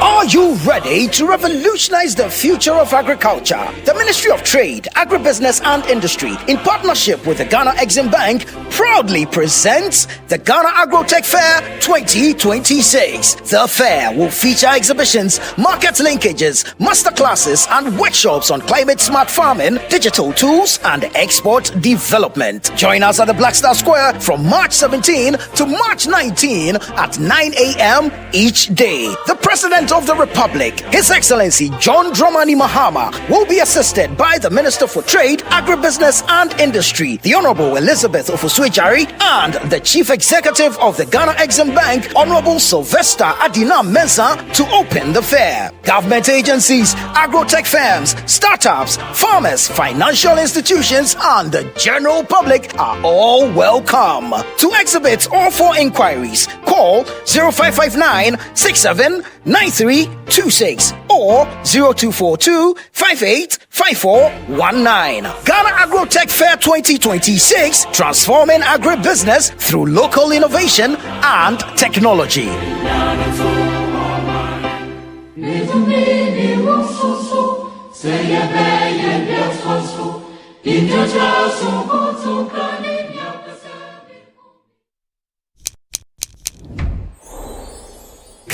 Verna is clean, fresh and safe. I'm holding my Verna bottle.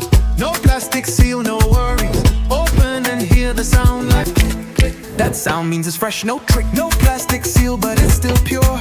Cool and clean, you can be sure. Verna leads the brighter way. What takes my doubt away? If it clicks, it's Verna. If it clicks, it's clean. Sip it, feel the difference. Verna water, pure and green. Click, open, sip. Click, open, sip. Chalet Verna, no stress, just sip.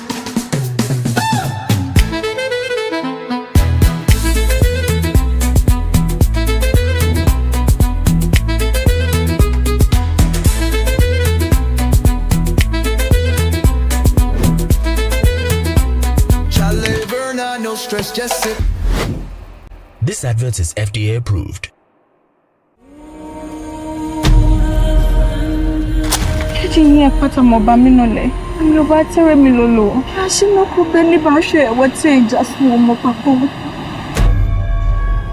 Osmolelo. Me a twin jolly again town. Twin jolly. Yeneke shiane. Shiane, mo fun yo mi.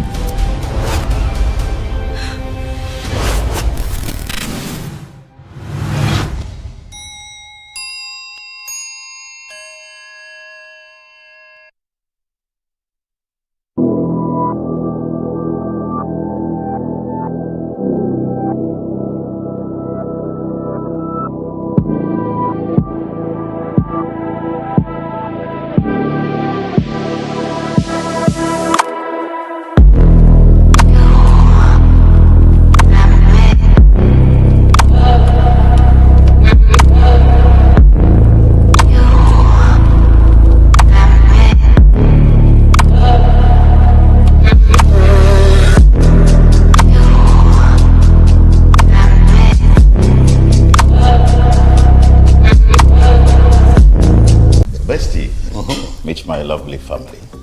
We can do that whilst I'm seated and eating. Let me put on the food before we eat. He will be here for days, and I only find out at a family dinner on the day that he arrives. Morning, family. Everything in the kitchen is actually gone. You know, in the UK, I work like a donkey, but here, I eat like a monkey. My noodles just vanished like a spirit had branch. He finished my slightly burnt oil rice. Half a crate of eggs cannot just poof, disappear. Good morning, all. Mesa, have you by any chance gone to the kitchen? Madam, unless the kitchen works to me my sleep, you are there in the kitchen. If I die, wouldn't you serve food at my funeral? Heaven save us! Now what's Thirsty. Away, Dad! I'm sure he's gone. Good morning! I thought you were gone. The Blankson family is here. The vibe is too much.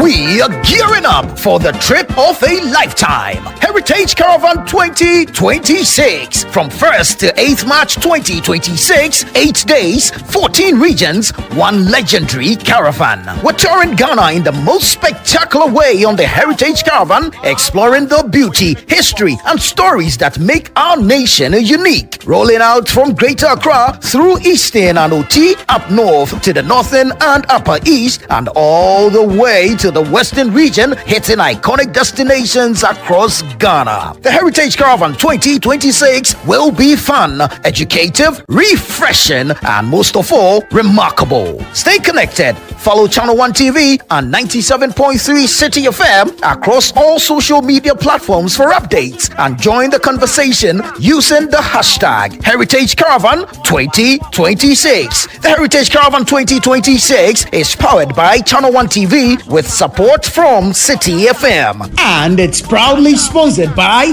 Hollard Insurance, Piva Beverages, Omni Basic Bank, Caveman Watches, Gino, Didi Shito, Goyle, Minimi Achumo, and Admi Granite Paste. And it's supported by Nanes Rice. Heritage Caravan 2026, experience Ghana like never before.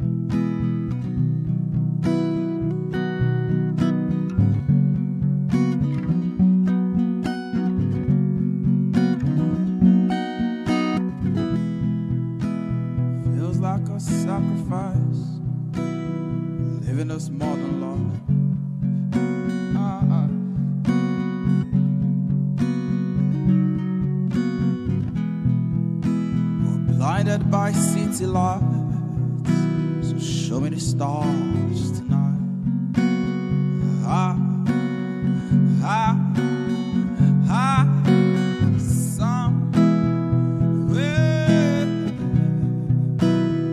Somewhere we go.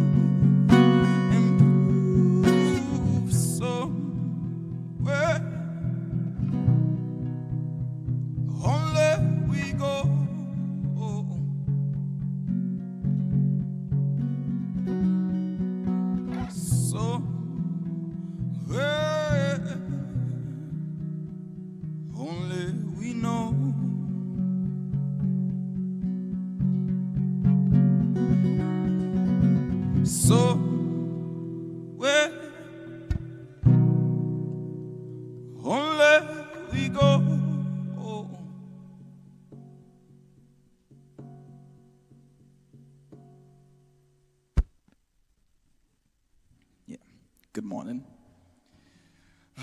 Yeah, my name is Tommy Wa, and I'm just gonna play another song for you guys. This one is called God Loves When You're Dancing. Yeah, enjoy.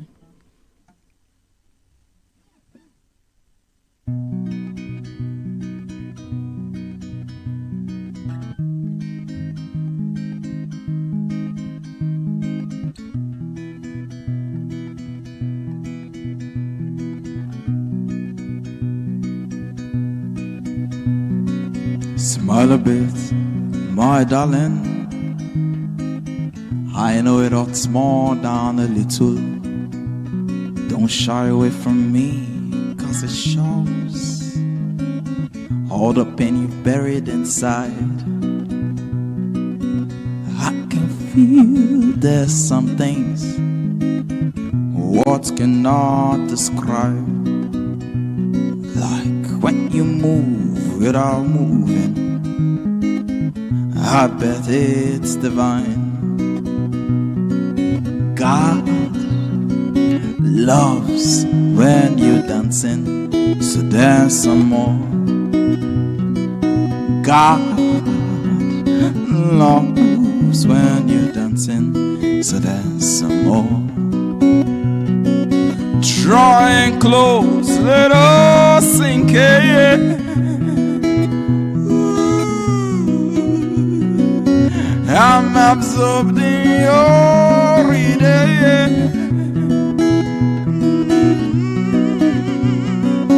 1, 2, 1, 2, always some beats. You must have been born with 2 right fits. I'm looking for something concrete.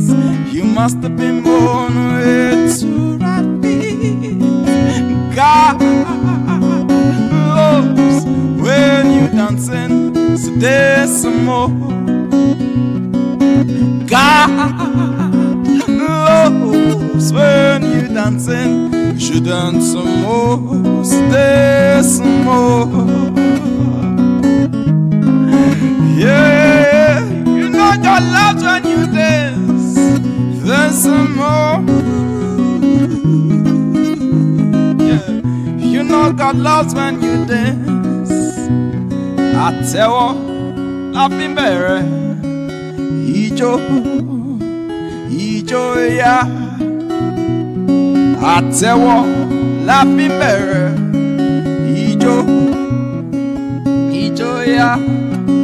What I mean says, my mother tongue. You first clap before you dance. Yeah. I tell you, laughing better, Ijo, yeah. God loves when you dancing, so there's some more. God loves when you dancing, you should learn some more. So dancing low, so dancing joy, so dancing gladness, so dancing faith, so dance with goodness, so dance with kindness, so dance with joy, so dance with peace, can you dance in love, can you dance in joy, can you dance in gladness, can you dance with faith, can you dance like water, can you dance like fire, can you dance with laughter, can you dance some more? Yeah, yeah, yeah, yeah.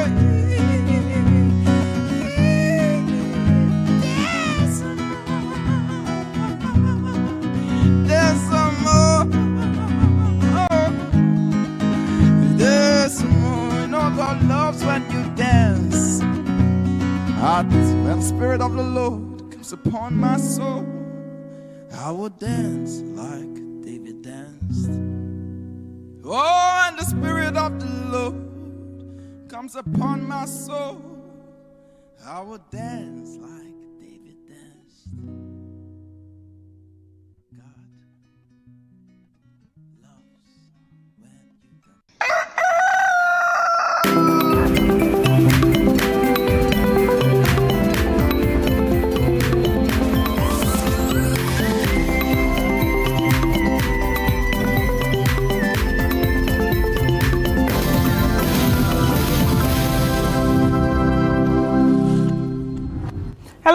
everyone. It's still Breakfast Daily right here on Channel 1 TV, and it's a beautiful Monday morning. As you all know, Nana Tufo started up the show with some politics, and now we are going to continue the show from now to 11 with a lot of infotainment and exciting interviews and exciting talks, and of course, even getting into our communities. My name is Chris Carter. My name is Philip Nihalate. Chris, I still celebrating Valentine.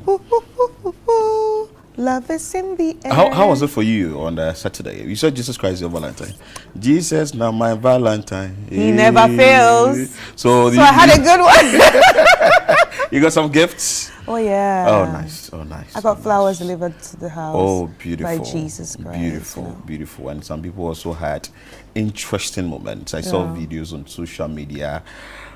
People were served breakfasts on the Valentine Day. Breakfast, not as in breakfast in the morning. No. Oh, yeah, I saw that video too. Yeah, they were served breakfast. Some people were standing in the middle of a road, others along the road, on the shoulders of the road and all that. And a group of people like me, which I fall into that category, were celebrating as the rain started falling, because that means people will not get their delivery. On social media, people were like excited that the singles people, they've said their prayers and it's raining. So now the dispatch riders will not move from one place to the other. Yes.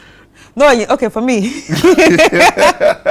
All right, so my dispatch actually, when they called, I'm like, but it's raining. Well, oh, don't worry, we're coming with a bus. I said, how many of you? Say, oh no, we have so many deliveries that we have to do. So that's because I was like, why are you coming? Why are you people plenty coming to where? So yeah, so the lucky people had like theirs in the bus. Well, that's why you're still celebrating Valentine. So it's been an interesting weekend. Today is the 16th of February, 2026. So certainly we have a lot to tell you. It's a fresh week. I'm sure you are excited like I am. And I'm sure you've downloaded the Channel 1 News app yet. Please, you should download the Channel 1 News app, because once we are here having a conversation with you, it tells you that we have a lot for you on our news portal. So you would want to download the Channel 1 News app so that with just a notification, you know what is happening around you. Very important.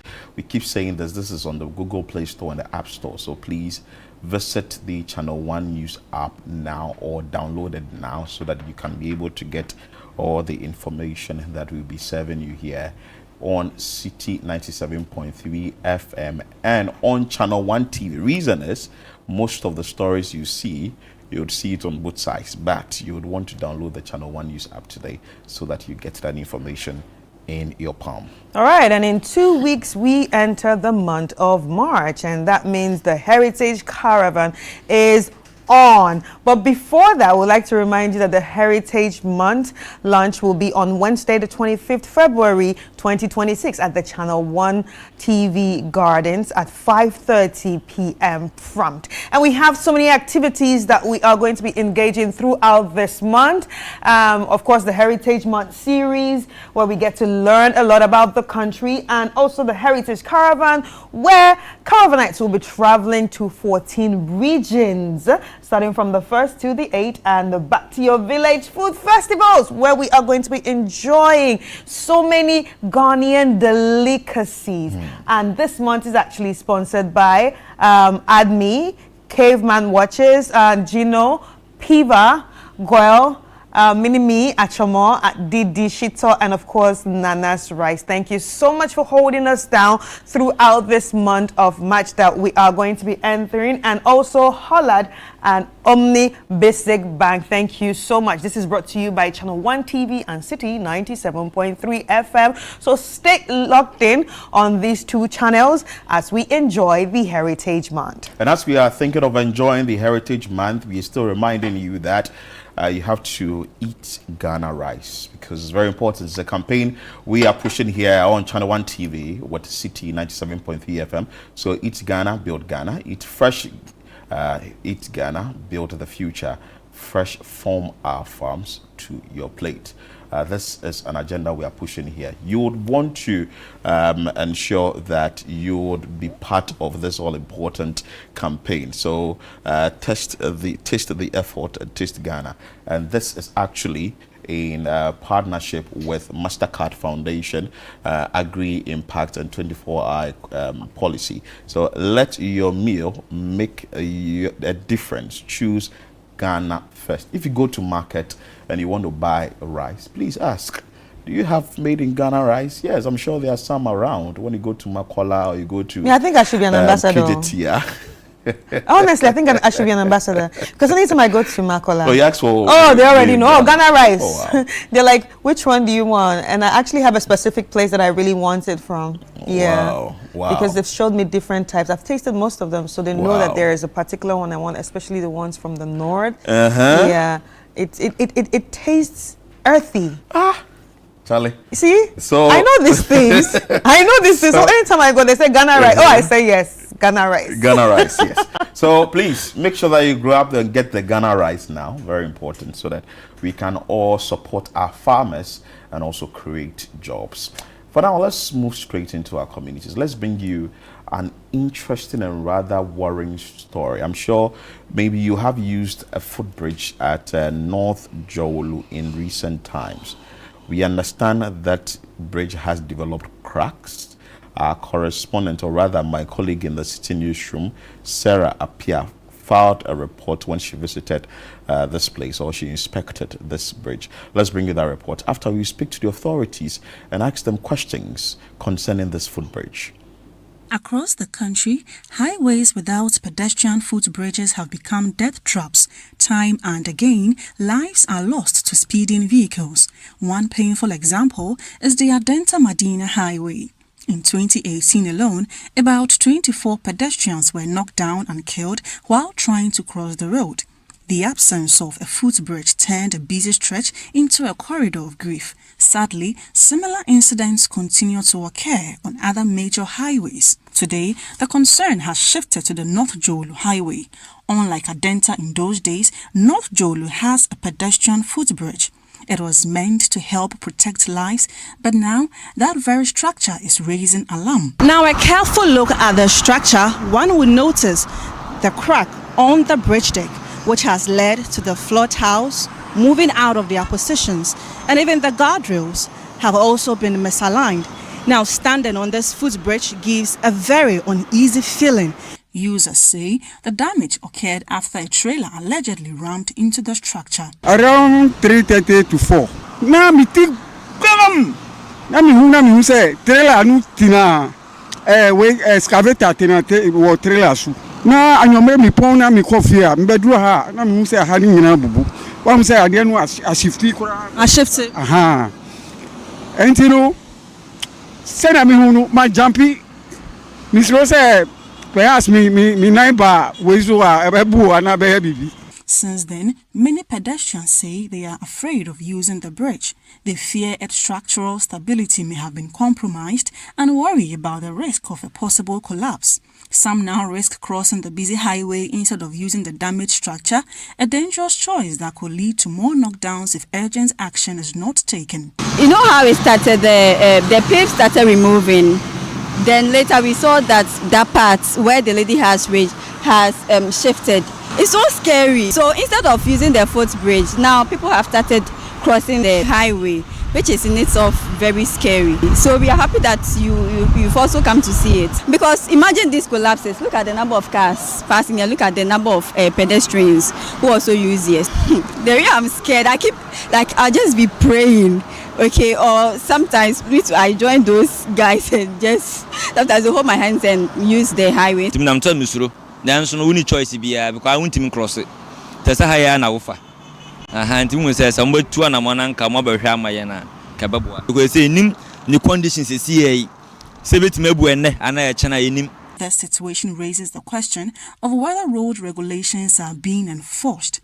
Regulations 51 of the Road Traffic Regulations 2012 LI 2180 sets the maximum permissible height for loaded vehicles and trailers at 4.5 meters. Many believe strict enforcement could prevent heavy-duty trucks from crashing into pedestrian bridges and putting lives at risk. As at this point, there isn't much support to it, and it's not an ideal place to be using right now. I think we need to enforce our rules better, because there are rules there that restricts the heights you can load to, but because there are no better enforcement, please people see these vehicles and let them pass.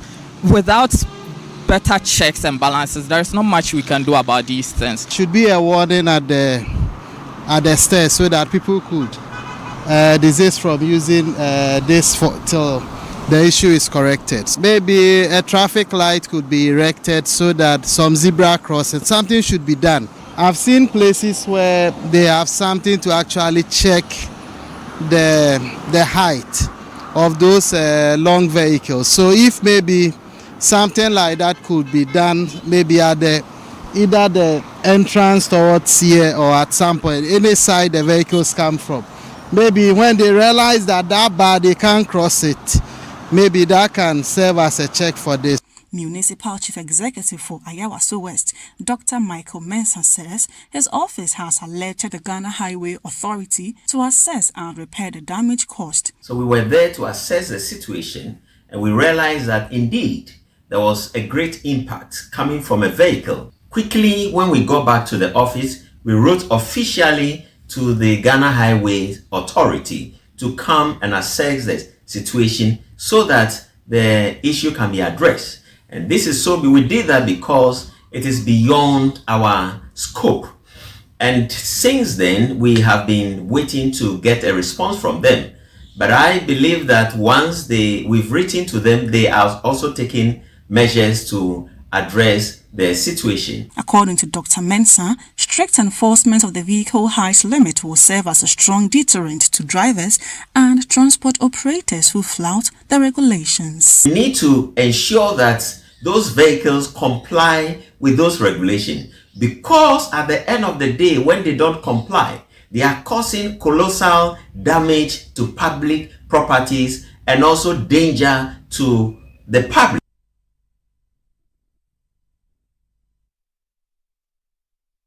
So that report was filed by Sarah Appiah, and it was ended by the Municipal Chief Executive for Ayawaso West, that is Dr. Michael Mensah. Fortunately, we have the Public Relations Officer or Head of PR Unit to the Ministry of Roads and Highways, Ahmed Yate, who is joining us live for us to have conversations on this. Good morning, sir. Good morning. I trust you are doing well. By the grace of Allah. We thank Allah. First of all, I want to find out from you, has this issue come to your attention as a ministry? Yes, it has come to our attention. The good news is that the culprit has been apprehended and the police is in full control of the situation. So yes, it has come to our attention and we are dealing with it. Has any assessment been done so far? If yes, what kind of assessment has been done on this bridge after the incident?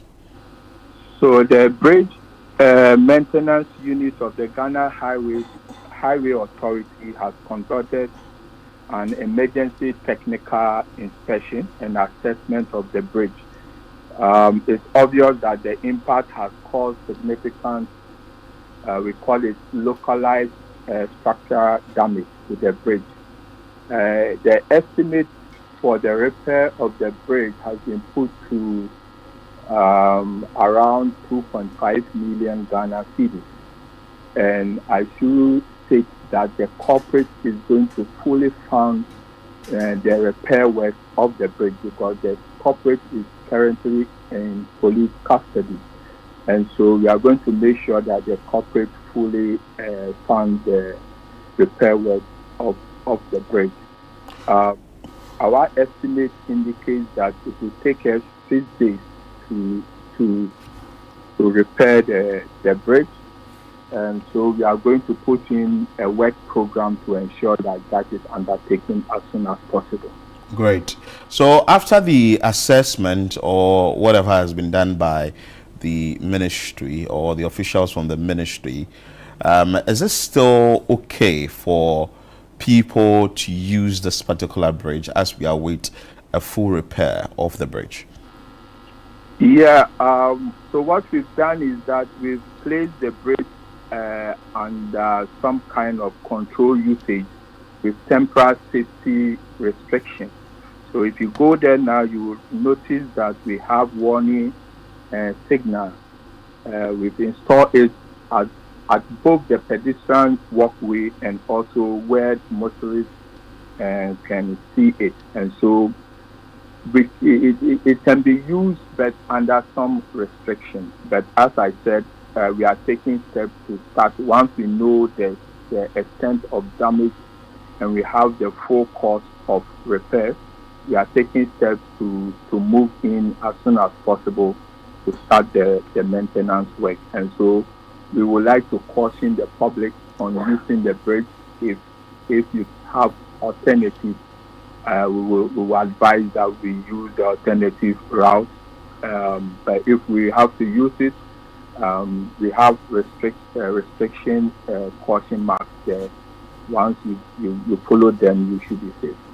And unfortunately for this particular bridge, I've really not cited any alternative on the stretch that people can use. And now that you've made mention of the fact that the amount of money needed is some 2.5 million Ghana cedis to fix this bridge, and also soon, will you want to put any timeline to it, because it's very important? Yeah, it's very important. What we are trying to do is now to get the bridge maintenance unit of GSA to mobilize and move to site.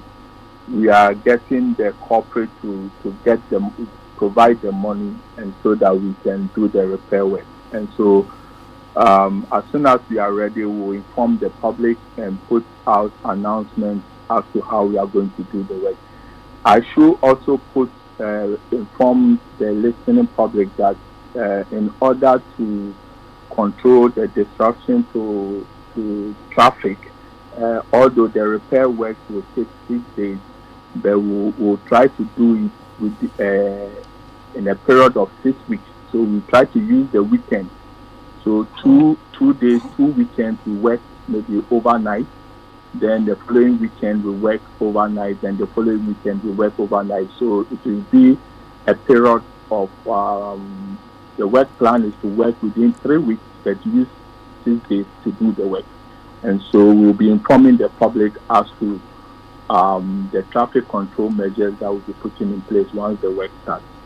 All right. So does this incident actually suggest a need to redesign or reinforce footbridges in high traffic areas?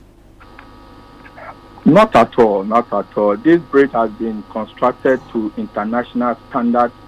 All that we need to do is to enforce our laws. And with the coming of our new minister, I can assure you that we are trying to hold people responsible. If you could recall, just last year, one Yao Asare was sentenced to 2 years imprisonment for unlawful damaging some infrastructure on the Obetebi-Lamte interchange. And this case too is a clear example of what the ministry has started doing. If you are caught damaging any road infrastructure, you will be made to face the full force of the law. And that's going forward, that's what we are trying to do. All right. So earlier you said that the culprit has been arrested. But I want to know, how do these truck drivers, know how much they should load their trucks? Are they told? Is there a way they are educated on how much their trucks should be loaded? Or they're just doing things ignorantly? Because honestly, in my head, as you said, you have caught up with the culprit, I'm asking myself, maybe this person, they didn't even know that there's supposed to be a limit. Are they told? How are they educated? My sister, ignorance of the law is no excuse. Right. I believe once you are in a business of haulage, you should know the rules and regulations governing the business you are in. Mm-hmm. I'm sure Channel One TV, being a broadcasted media outlet, you know the laws within which you operate. Right. So if you fall far of the law, you cannot preach as excuse of ignorance to get away with it. Mm-hmm. So from time to time, and most of these bridges, if you look at it, they put their height limit on it, mm-hmm. just to further create the awareness that this is the height limit. Unfortunately, people just want to flout our laws and get away with it. It's the same challenge we are having with overloading. I mean, people will just overload their vehicles and want to just, damage our roads, our infrastructure, and get away with it. This time around, we are going to make sure that when you are apprehended, you are made to face the full force of the law. Right. So, how do we avoid future occurrences of this issue? Well, as I've said, we will continue to play our part as a ministry, first and foremost, making sure that people who flout our laws and damage our infrastructure, road infrastructure, are made to face the full force of the law. And this is very important. And then the next thing is that we will continue to put our signages on the bridges to show the height limit, to caution the transport operators as to the height that they are allowed to load their vehicle. And from time to time, we will undertake, we'll liaise with the Road Safety Authority to undertake some kind of stakeholder engagements or further create awareness about the rules and regulations governing haulage transport in the country. Ahmed, I know we have gantries to check the height limit and all that. What is the state of these gantries, and are most of them destroyed? Most of them are in play. At times, this same overloading damage some of the gantry, and we have to get them to reinstall it. The basic challenge or the main challenge is people just want to flout the law. They know what they have to do, but they just want to flout the law. And that is why this time around, our minister is very hard on these things. And when you are caught, you make sure that, in times past, maybe this guy will just go away and we will not get him to repair this bridge. But today, he's going to repair the bridge at the cost of 2.5+ million Ghana cedis. And so that's the way we are going. We make sure that if you damage any road infrastructure, we will arrest you and make sure that if we have to take you through our judicial system as we did to Yawasare, and make sure that you face the full rigors of the law, we'll do exactly that, because that is the only way we can deter people from doing these things. It's becoming one too many. You construct roads, you provide traffic lights, then people go and vandalize the traffic lights. You provide street lights. The next morning, like what with the Boteman Road, after constructing that beautiful road, people just went there and vandalized road furniture. We cannot continue down this lane as a country. And so it's hard time we enforce the law, we arrest people, we name and shame them, and make sure that they are made to face the full force of the law. We are hoping that once we continue down this lane, we can to some extent reduce this problem that we have at hand. Thank you so much for your time. Any final words you'd want to share before you take leave of us? Well, I would like to advise transport operators that they should go according to the standards. Ghana, we have our standards. They are aware of the standards, and they should go according to the standards. You go to other countries, and they cannot do some of these things. But in Ghana, it appears it's free for all. And so we want to caution them this time around, they will not go to court free. When you are apprehended, you'll be made to face the full force of the law. And so we want to caution them for the safety of all road users, especially pedestrians. The pedestrians. Let's all abide by the regulations.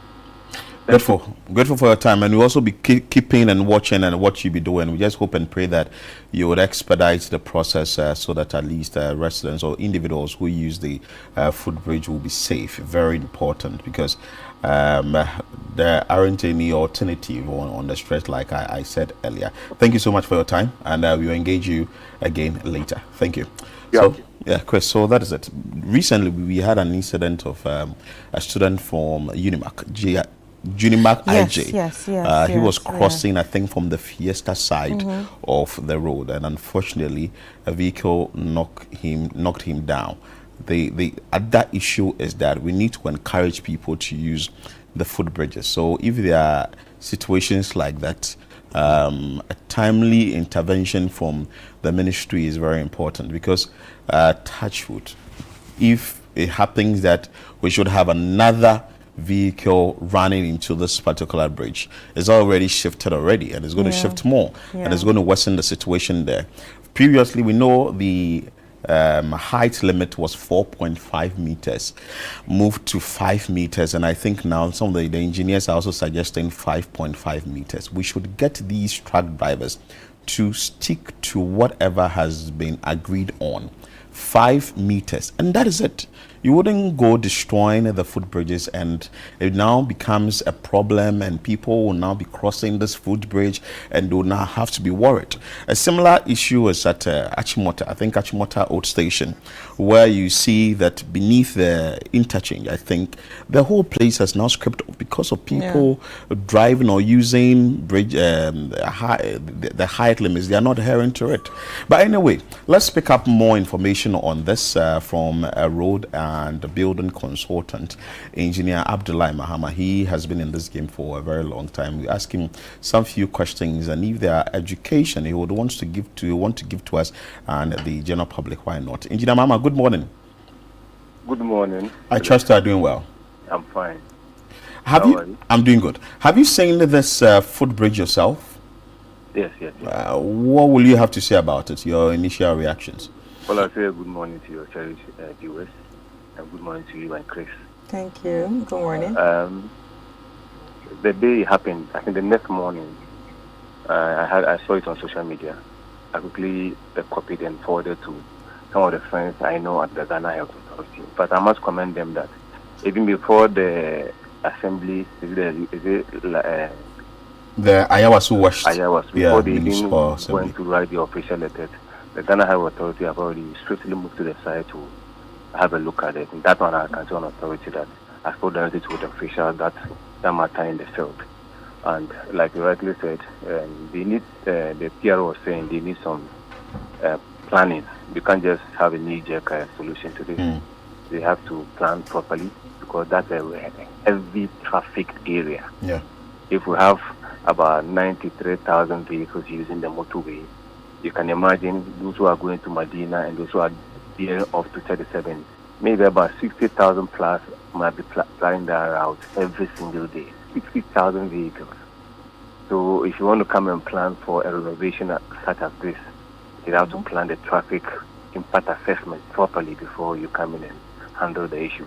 But I can say that having seen the criminal team coming there to come and assess it, and then not cordon off totally, it means structurally it is in a safe condition of picking commuters through pedestrians who are crossing, but with some caution, like the PR rightly said.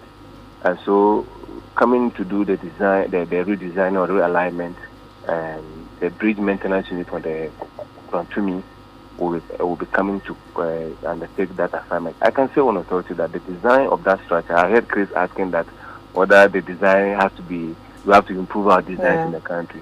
The impact that we had from the eyewitnesses, if that bridge was not designed to standards, would have collapsed. Wow. And the you can see the movement was actually at a particular location where we have the bearings. So there are some of the things that you factor when you are doing such designs, that there may be a recalcitrant driver who may come in or who may try that route, and some of these things may happen. So you can see that, look at the location, exactly what I'm seeing on TV. It moves along the bearings, or what we have the porter joints. And I see that the deviation might be about 20 cm, 25 cm, so to speak. But I'm quite sure that the DHA is more than competent to handle this with ease. Now let's come to the question that you asked again about whether drivers are aware. In fact, any haulage driver in the country, before you get that set license, E or whatever it is, these are the basic things that haulage companies dotted across the world know that there is a standard of 5 meters clearance from the surface of the underbridge to the top of the road. In fact, in Ghana, you have seen that some of the bridges have even 5.5 meter clearance. And even with that, some recalcitrant drivers load beyond the limit and they still hit some of these bridges. In fact, Engineer Mama, I want to ask this question. So the drivers are aware, or the truck drivers are aware, that we are supposed to load to this particular limit or this height. There are law enforcement agencies that are along the road that must ensure that you don't overload. What has happened with that? Right. So after talking about whatever the Ghana highway standards have been adhered to in terms of the construction, so that you go according to the international standards, conforming with the international standards. Even the Ghana authority, like Ahmed was saying, they don't have the task force. Have you noticed that all my discussions with you, my advocacy with you in terms of traffic lights being vandalized, I said that the police who come in at the first point of call, they need not to release these vehicles after just what they call the testing. Most of the cars, when they are tested, sometimes they allow the drivers to go. Now, I've been saying this over the past 10 years, that when the cars are tested, they are not supposed to be released, especially if they have damaged public or, let me say, government property. Traffic lights, crash barriers, footbridges. In fact, the footbridge is absurd, beyond the normal one. At least a car may blast a car, right? And then will skid up the road and maybe crash a barrier, like the metal ones. A car may blast a tire and then maybe run into a traffic light. But this is a conscious loading beyond the limit. It can be an accident from where it was being loaded. You get it? So when the police get into this fray and they finish their assessment, they need to report to the appropriate authorities, and then the various law processes are adhered to. Payments are made for the facilities to be reinstated across the country, so that we will not have government always with the limited resources coming in every now and then to be handling or rectifying the anomalies that have been created deliberately. And if we come to the footbridge, Philip, there's no way somebody will say it's an accident. The clearance is that even sometimes from their yard, those hauling companies, their own yard, they have their limits, because they know that if they move on the road and they cause some of these things, they will be apprehended. So they even have some of their limits there. So it becomes deliberate for them to move beyond the limit and then get these things, some of these bridges affected. In fact, the information I had is that when the thing happened, the drivers moved away. It took a lot of information, social media, checking here and there to track not the car number, but a signage on the vehicles that caused this. And the police with the assembly and the Ghana authority moved in to the companies and then got them apprehended. That is how they went before they got this vehicle. So the vehicle did not stop after causing this; it moved away. Wow! So the police have to ensure that they follow the various procedure. If vehicles causes damage to public property, the vehicles are assessed. The appropriate institution, if it's an urban route, if it's a Ghana Highway Authority or a feeder route or any other institution, are informed, and then whatever is the cost is assessed, and the costs are given to the offenders to foot the bills, and then government will at least will be a bit relieved. Okay, good. So with this, we understand that the assessment has been done, and the costed 2.5 million Ghana cedis that is needed to fix the bridge. But from what you are saying, is it a bridge that people who are using it should be worried about? Because from the report that was filed by Sarah Apia, most of the people who are using this footbridge indicated that they are not safe. So aesthetically, when you see a crack like this, obviously you'll be very careful when you are moving across it. So you can't fault them for saying that. But I'm sure that they move beyond aesthetics. Engineers who are in the field have done their initial assessment And if it was so dangerous, they would have just cut it off automatically. But the danger is when any other vehicle loads beyond the limit and then have such an impact again to what is existing, then you may have a different story to be told. And this comes in where we have to get our gantries well installed before the direction. I mean, you put the gantry in the direction of traffic, some meters away, so that reasonably, if a car cannot go across the gantry, obviously it will not get to the footbridge or any other bridge. You made mention of the Achimota one. Yes. What happens? Because these vehicles are traveling from mostly the ports, and I'm told that there's supposed to be a gantry at the the exit point at the ports. After loading, they are supposed to go through that gantry, which is a standard gantry for all the bridges.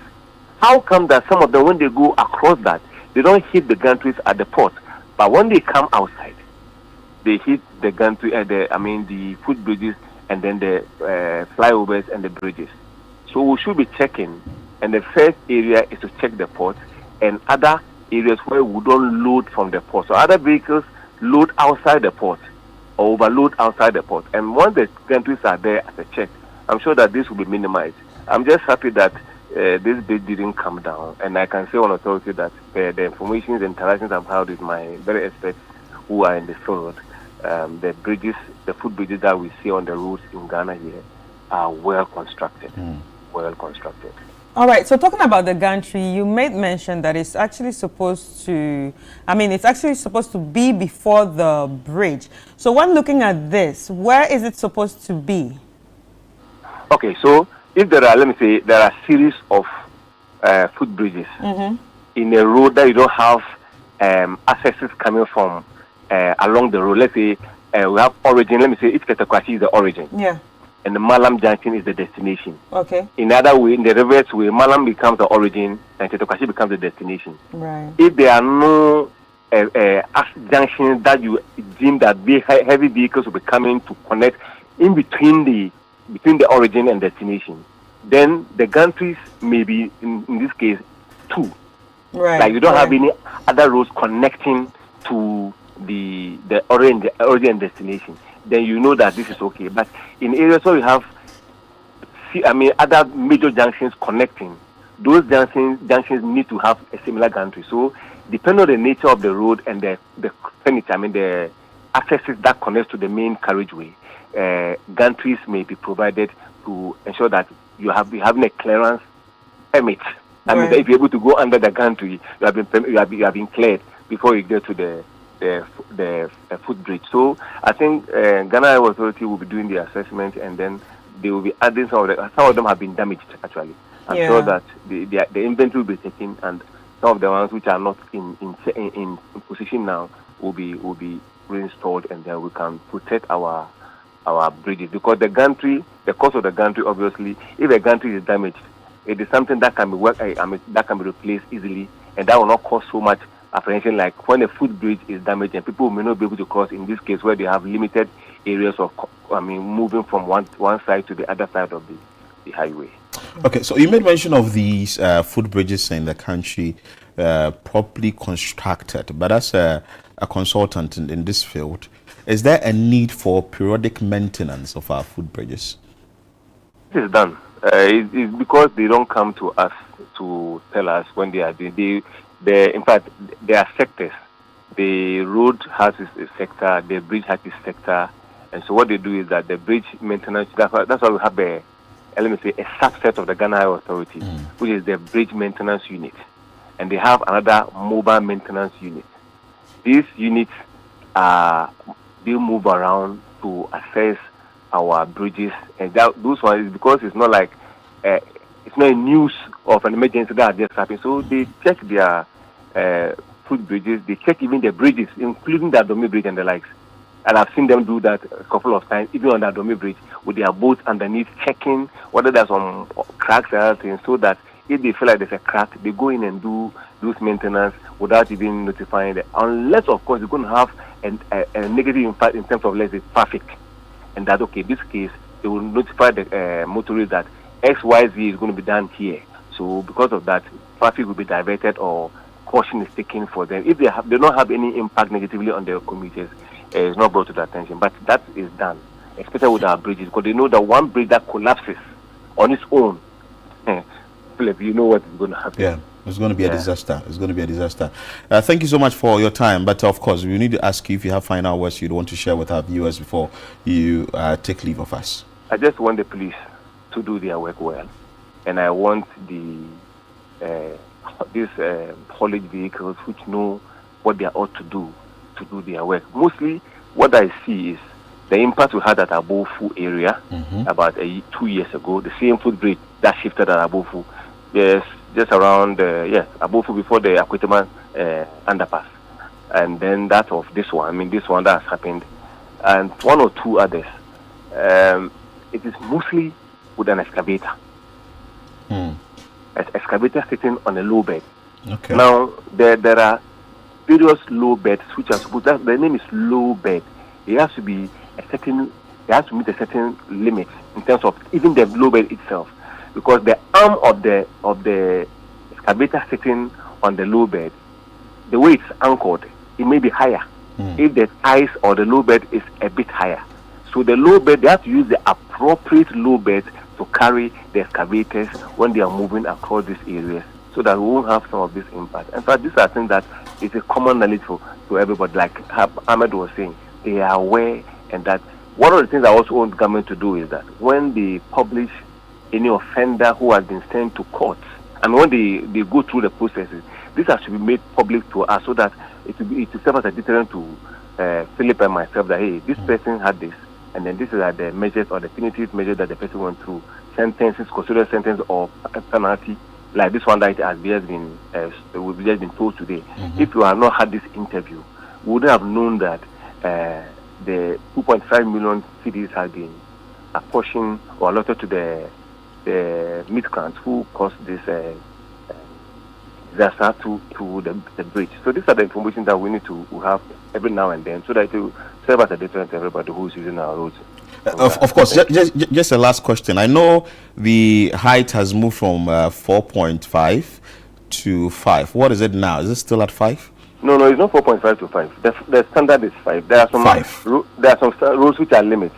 Let me say, if you look at the circle interchange, the Dubai interchange, the gantries are some orange ones at you see Vodafone. Yes. Or is it Telecel? Telecel now. If you are coming from the VIP section, there's one there. If you are coming from Nima police station towards there's one there. These are orange ones. I mean, they are reflective enough, and they are written on them 4.5.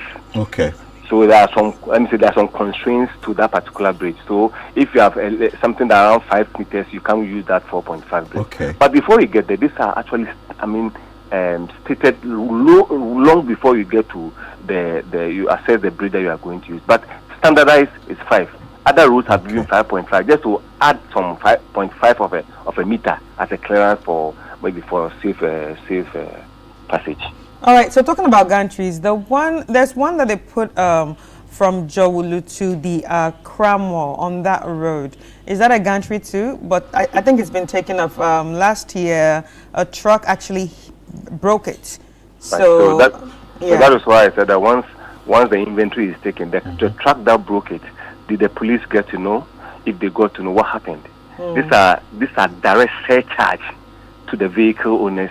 If they are insured, the insurance will come in and rectify. Then they will go and deal with the insurance company as to why they also flouted the international laws to go beyond that. Then they will deal with the insurance companies if the insurance companies are going to pay them. But they have to get this thing reinstated, so that at least it won't get to the footbridge to damage the footbridge. These are the investments that the government has to take when they come across some of these disasters along the highways.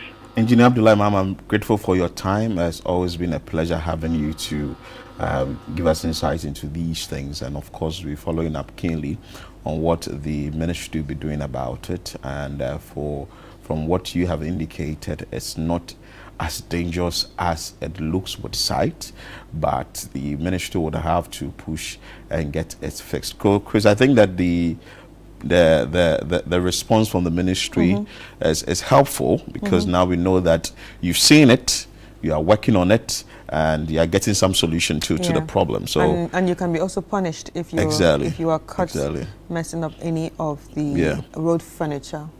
You definitely be dealt with. So if an amount of 2.5 million Ghana cedis from the assessment is what is needed to be fixed to fix this particular problem, and the, let's say, the corporate has agreed to do it, it should be done immediately, so that people who use the footbridge will not be scared, because they have to use the footbridge, which is very important, and they wouldn't try using the highway. This is the N1 highway.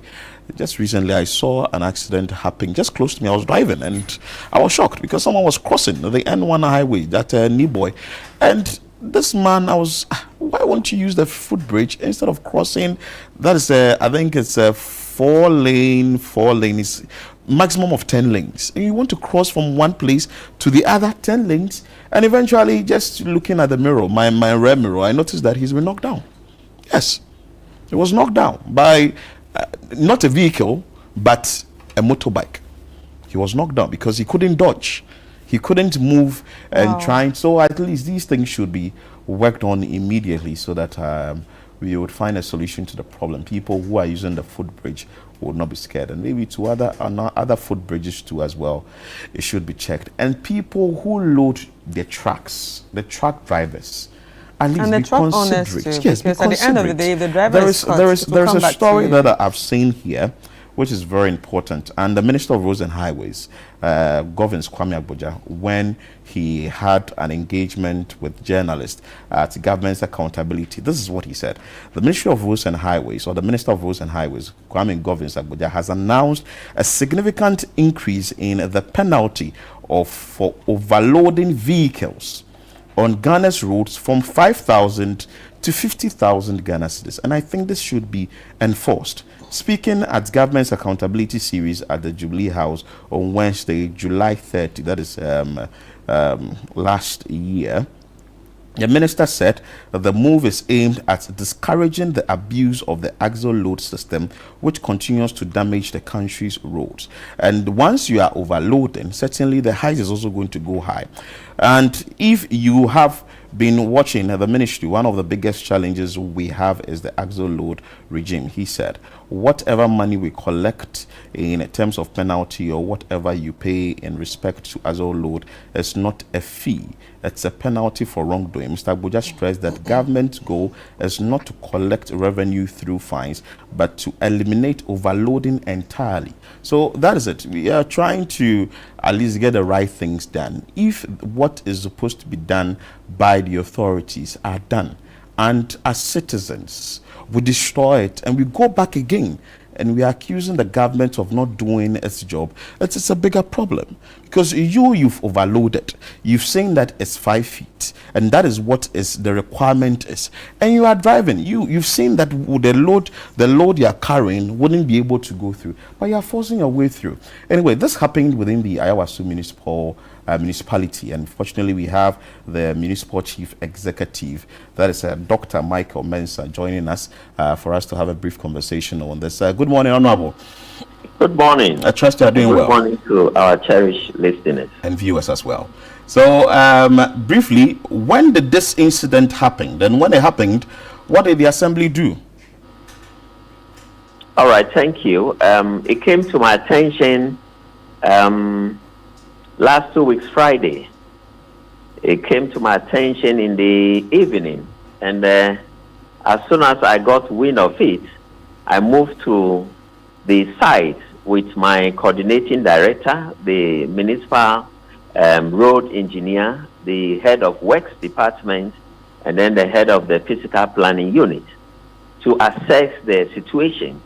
And when we got there, we realized that indeed there was a shift at the top, and that might have resulted from an impact from a vehicle on one of the pillars. So having assessed the situation, we had to quickly write officially to Ghana Highways Authority to come and then address the situation, because it is beyond the scope of the municipal assembly. So that was all we did.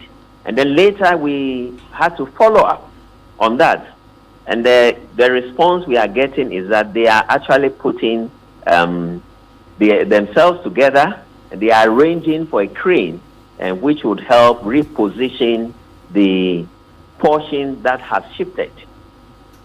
So in the interim, the safety of individuals who use the footbridge is very important. What is the assembly doing to, one, notify people who may not have used the footbridge before that there is a situation there and they should be very careful when they are using it? Yes, so currently we've, as much as possible, we've assigned someone there to prevent people from using the footbridge until the issue is resolved.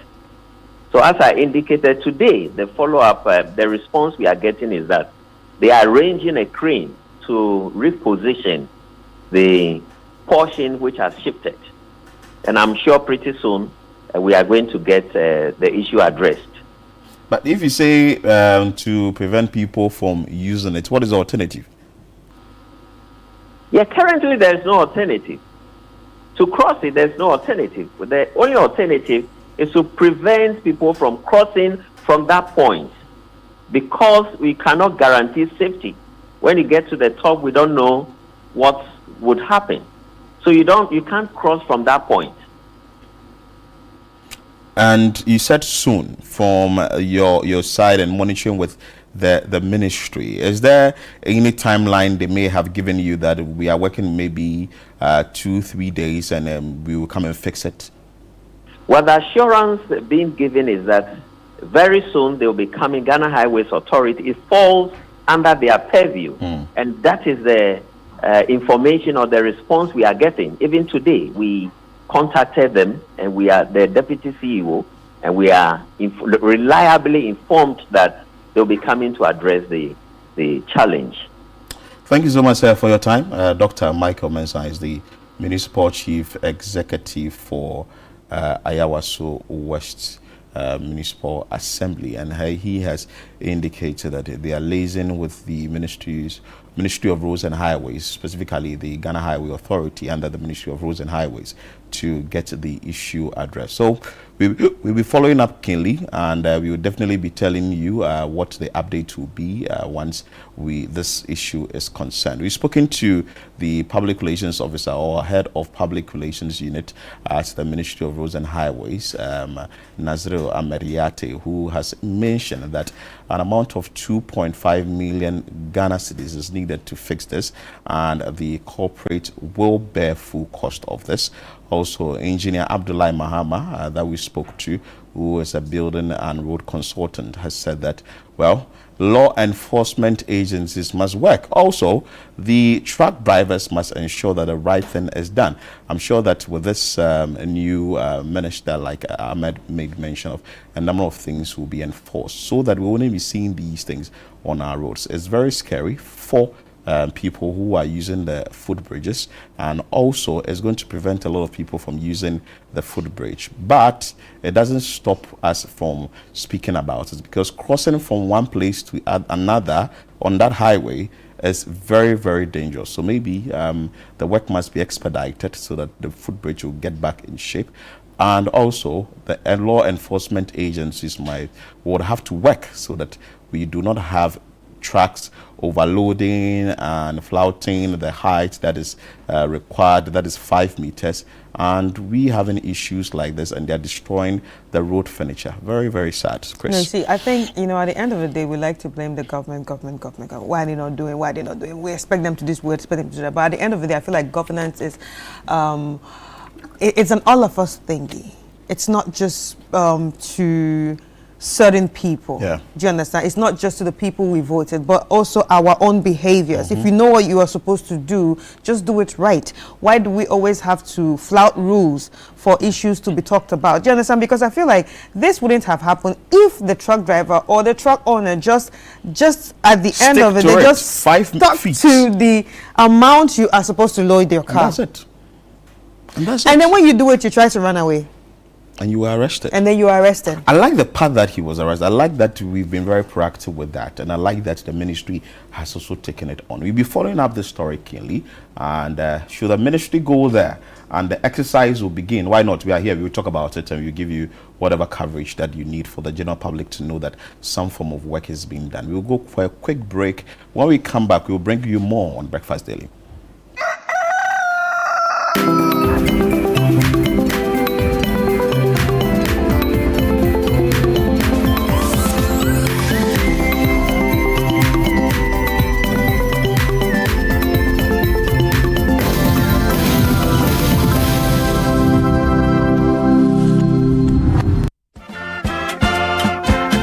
We are gearing up for the trip of a lifetime. Heritage Caravan 2026. From 1st to 8th March 2026, 8 days, 14 regions, 1 legendary caravan. We're touring Ghana in the most spectacular way on the Heritage Caravan, exploring the beauty, history, and stories that make our nation unique. Rolling out from Greater Accra through Eastern and OT, up north to the Northern and Upper East, and all the way to the Western region, hitting iconic destinations across Ghana. The Heritage Caravan 2026 will be fun, educative, refreshing, and most of all, remarkable. Stay connected. Follow Channel One TV and 97.3 City FM across all social media platforms for updates and join the conversation using the hashtag Heritage Caravan 2026. The Heritage Caravan 2026 is powered by Channel One TV with support from City FM. And it's proudly sponsored by Holland Insurance, Piva Beverages, Omni Basic Bank, Caveman Watches, Gino, Didi Shito, Goyle, Minimi Achumo, and Admi Granite Paste. And it's supported by Nanes Rice. Heritage Caravan 2026. Experience Ghana like never before.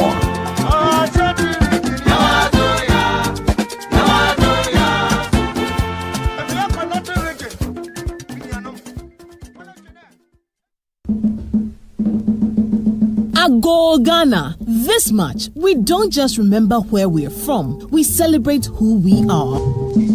Our stories, our culture, our rhythm, our pride. And it all begins with an evening designed to set the tone for an unforgettable Heritage Month. Join us as we officially launch the Heritage Month 2026 in grand style, color, and culture. Date is Wednesday, 25th February 2026. The venue is the Channel One TV Gardens. The time is 5:30 p.m. prompt. It will be an evening of culture, conversation, music, fashion, and storytelling as we unveil the exciting lineup of events and programs specially curated for you this March. From powerful cultural experiences to engaging community moments to celebrations that connect generations. The Heritage Month 2026 promises something for everyone.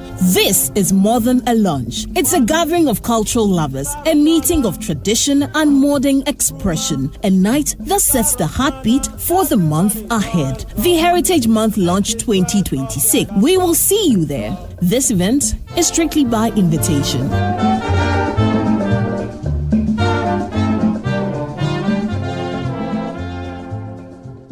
This week on Lifeline, we confront that silent season called feeling stuck, where progress feels slow, direction is blurry, and motivation feels far off. Join Bishop Fred Kwanchi-Mensah as he talks you through the season with his guests and shares steps to helping you overcome it. Hello, my dear friend. I welcome you especially to Lifeline. I am Fred Kwanchi-Mensah, your host. Let's look at the concept of feeling stuck. What is it? Is it a myth? Is it a perception? Is it a reality? Talk to us. Very interesting topic, because when we talk of feeling stuck, usually it's a state that people get into. It could be psychological, emotional, spiritual, and it could actually be physical. Physical, you want to go to the airport, you're catching a flight at 7 and you are caught in the Legon-Ponglo traffic for an hour. You are stuck. You are stagnated. You can't progress. Lifeline airs on Tuesdays and Thursdays at 10 p.m. only on Channel 1 TV.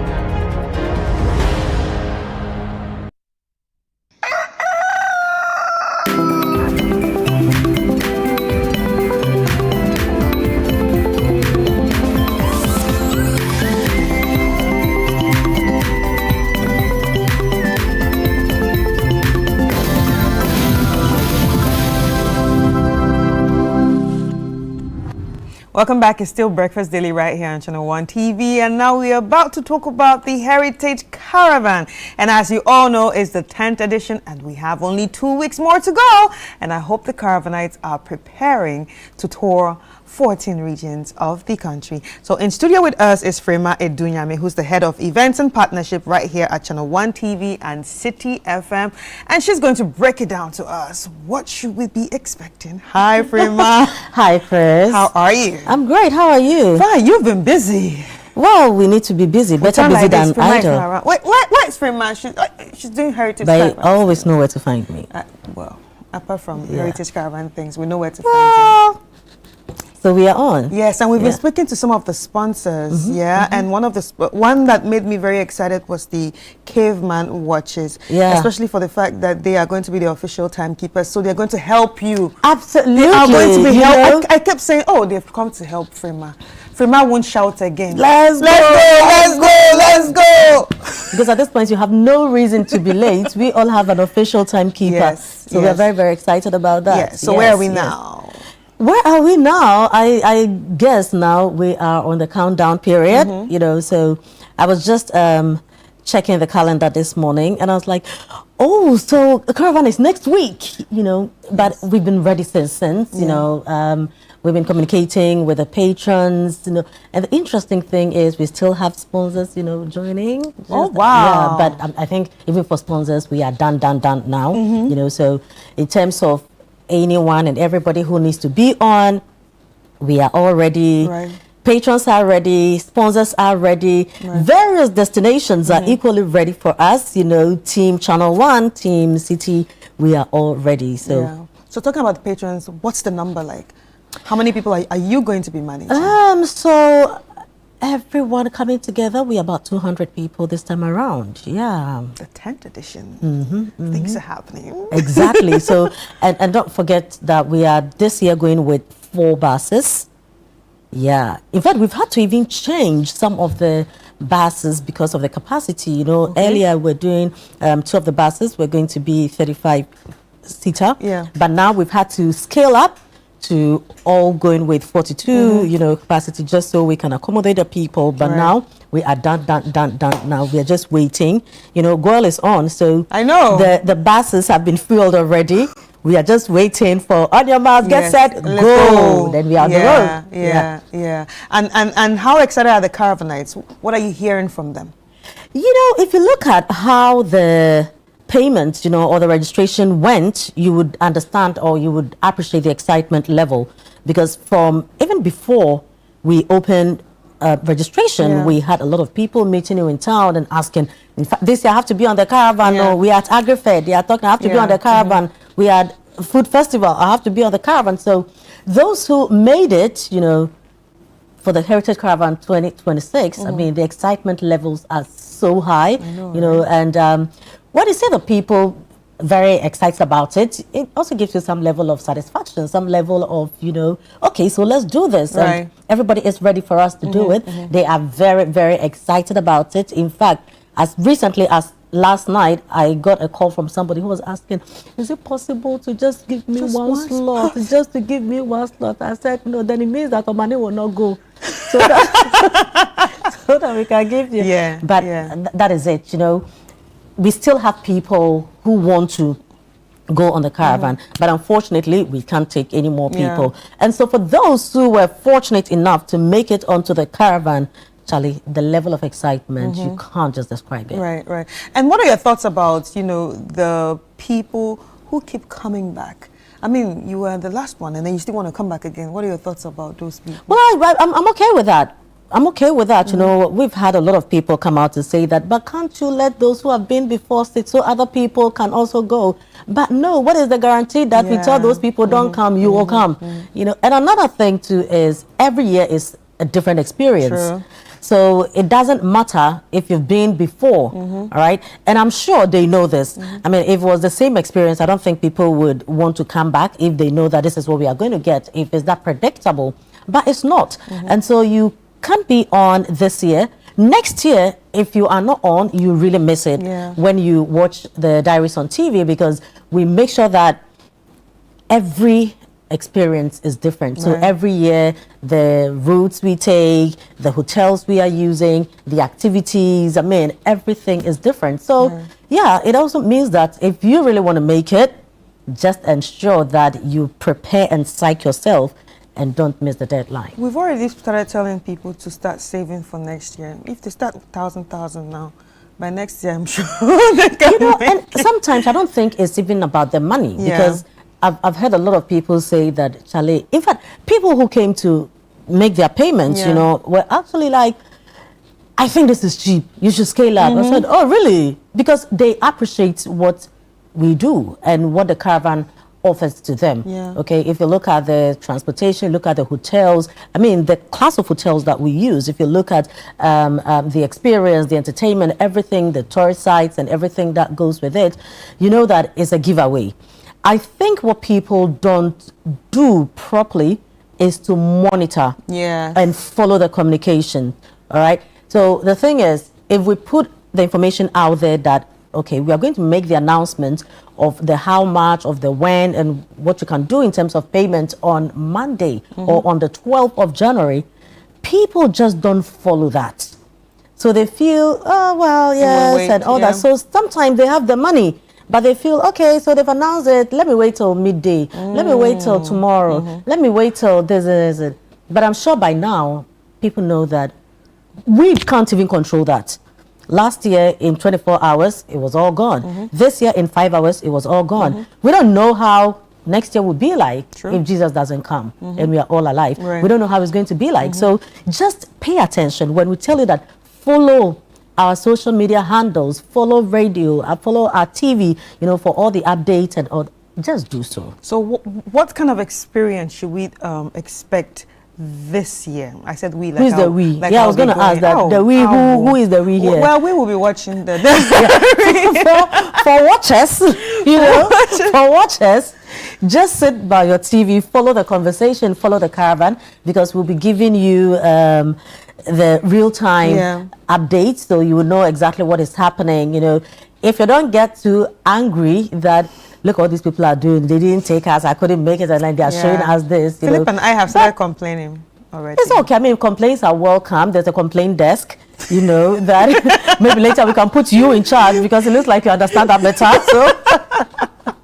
But for those who will be watching us on TV, we'll make sure that we'll bring you the real-time experience and updates, you know, whatever is happening, we'll be letting you know. So you can really follow the conversation, you can follow the caravan. For those who will be on the caravan, you are the newsmakers, you know, you are the ones giving Chris and Philip a reason to come here every morning to talk about the Heritage Caravan. Look, this is the 10th edition.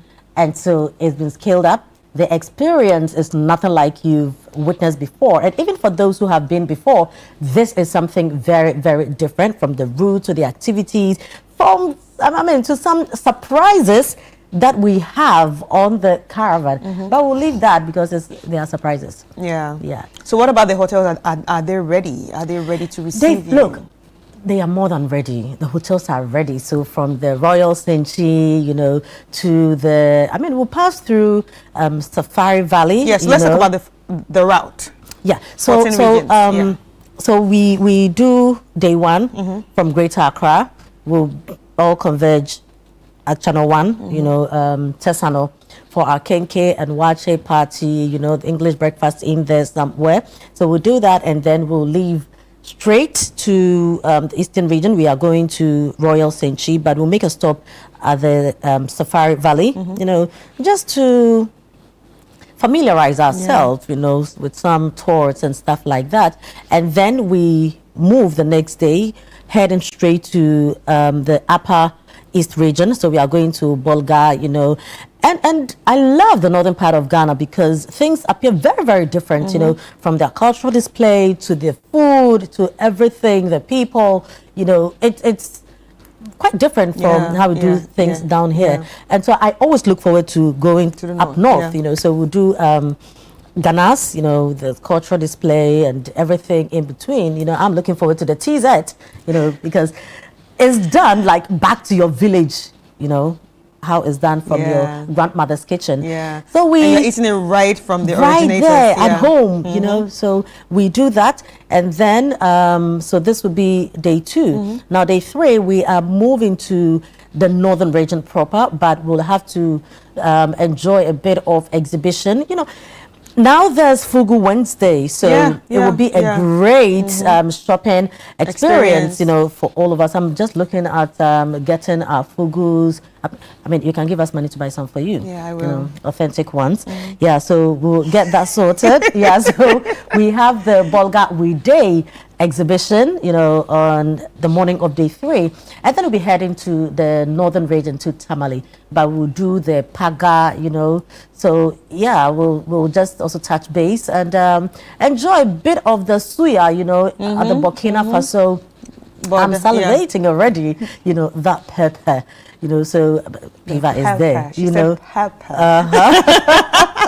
Piva is there to help us wash it down, you know, so we'll do that. So we'll visit the crocodiles, Apaga, and commune with them. You know, they say the crocodiles, they are spirits. Yes. So we'll commune with them, you know, and then have conversations with the crocodiles, take pictures with them, and then now move to Tamale proper. We are staying in Tamale for 2 nights. We are very, very excited about that. So we get to Tamale, you know, we have experiences. We have a great session at the Magnolia Center, you know, and then we have dinner there, you know, with the Inchinchim band. Inchinchim is with us right through this time again. Yes. It tells you that they had a great time. It definitely will not be boring. So entertainment on wheels. I mean, at every point we're having fun. We are eating, touring, having entertainment, anything in between. So we do that, and then we move to the Larabanga Mosque. You know, so we'll go to Larabanga, check out the mosque. We've not been in a while, and then also go to the Mystic Stone site. You know, so when you go up north to the Savannah region, there's the Mystic Stone. It comes with a lot of stories and all that. I wish yeah, as for wishing, you can. It's not taxable, so feel free to wish. Who knows? Maybe next year. You never know. Doors will open for you. So yeah, so we'll do that, and then come back. You know, so this would be like day 4-ish. So come back, go to the Dak Pima Palace, you know, to go have cultural experiences and learn more about the culture and tradition of the people up north, you know. So we do that, and then we'll be heading to the Ashanti region, my home. Yeah, you understand, you know. So we will be coming home, you know, and Ashanti region is always great. The experience is very different. We'll have some, you know, maybe a choba experience. I mean, you can't be in Kumasi and not eat fufu. Great fufu. It's an abomination. Yes. You know, so we'll do that with music, with have fun times and all that. In the evening, we are lodging at the Noda Hotel. There'll also be cultural performances and proper dinner and stuff like that happening, you know.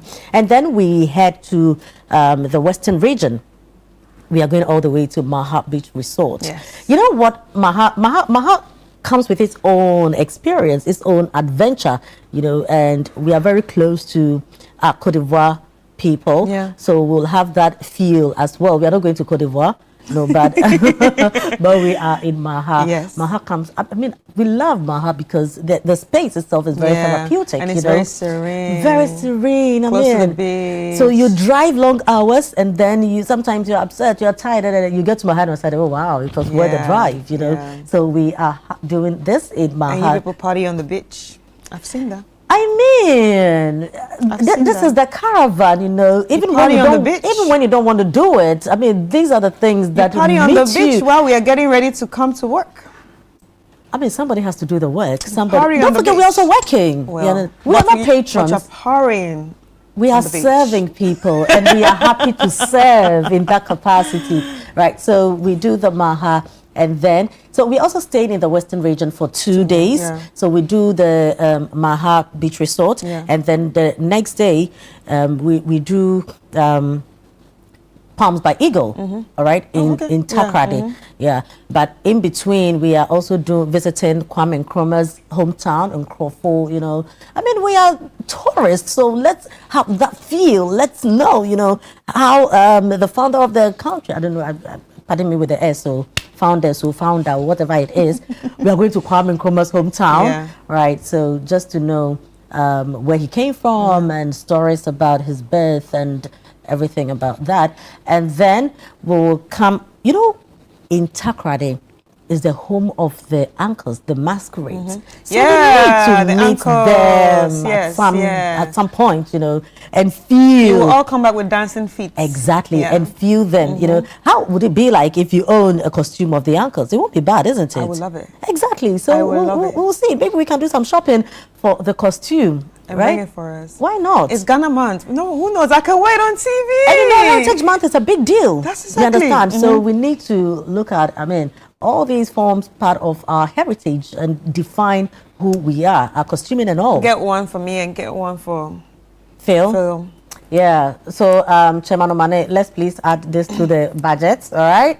Yes. That's the least you can do for us. Yeah, so update our budget and then add your costume. That's the least you can do for us. Oh, I mean, you've not asked for anything, don't worry. But we want to see you and Phil in that costume on set. Oh, you know, I will wait. On set. Oh, I will wait. And it will mean Have you that seen a big uncles before? I'm yet to see one. Okay, Phil will rep I'm them. yet to see Phil will one, rep you know. them. And it has to come with the drumming and the brass band because We'll what dance is it? like, yeah, you know, there's a way to do their feet, yeah, exactly. We want to see all that. And then, you know, so the 8th, we are coming back from Palms by Eagle, and we'll make a stop at the Elmina Castle, you know, to touch base with our roots. It's Heritage Month. Connecting with our roots is very, very necessary. So we'll do that, you know, just to pause and reflect on how far we have come as a people and what that should inform us moving forward. And then we will, by the grace of God, journey and get back safely in Accra to the premises of Channel One TV. Detailed itinerary, I'm telling right? you, it sounds like so much fun. This 10th edition is something the Caravanettes would definitely not want to miss, and people watching just have to, you know, stick and stay with us as we share everything that's going to be happening. You're going to be like Philip and I. We're not going. We're just going to be sharing everything. So we're just going to be enjoying it from our own point of view. And the Heritage Caravan, as you have all heard, is not just about touring the 14 regions, but it's also about the cultural experience and the history, the rich history of the country. So if you're interested, you just have to keep watching and keep following us on social media. So when you hear about the next one, you definitely would not want to miss. And like I always say, if you snooze, you will lose. So please, this year we're not snoozing, so we can make it next year. All right. So from any shout out to our sponsors, you want to thank any special people? I mean, they've done the most, so we are very grateful to our sponsors. We say a big thank you to Hollard Insurance, thank you to Omni Basic, we say thank you to Nana's Rice, who is supporting us. We say a very big thank you to Piva Beverages. You know, Piva was here this morning. You know, did you taste the product? Beautiful. I love it. It's so nice, I love right? It. I love it. Yeah. But the Caravanites and people will see it. Yeah. Let's not tell them about it. Yes. Something so, new. yeah. So we are grateful to them, to Minimi, Achomo, to Admi, Granite Paste, and to, you know, Gino on there as well with the Didi Shito and all, and to Caveman Watches, to Piva, and then also to GTA coming on now, and to Omni Basic as well. Yes. All right. Thank you so much. Thank you. Chris, thank you very much. It was really nice having you, Frema. Thanks for having me. Ladies and gentlemen, Frema Edunyami, who's the head of events and partnership right here on Channel One TV and City FM, and it's all about the Heritage Caravan 2026. It's going to be exciting, and it's the 10th edition. So please keep watching. Anyway, let's take a quick break, and when we come back, the show continues.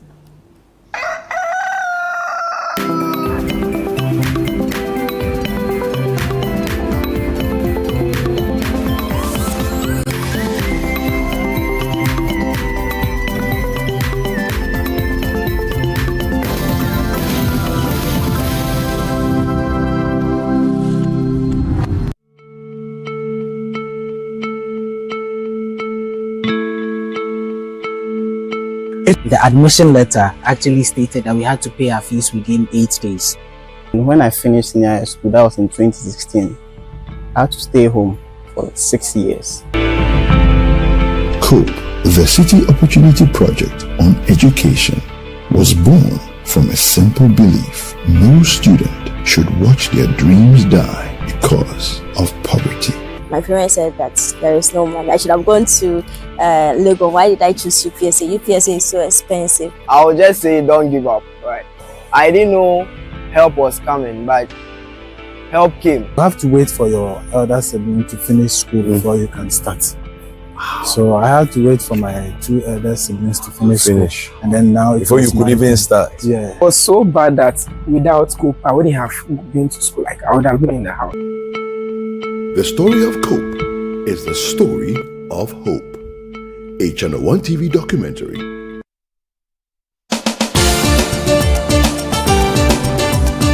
In a nation full of questions, where truth often hides behind noise, one show dares to ask what truly matters face to face. With fearless clarity and a quest for accountability, host Umaru Sanda Amadou sits down with the movers and shakers of politics, governance, society, and business, confronting the issues that define our national conversation. Yes, I am Umaru Sanda Amadou. This is Face to Face, and you're welcome.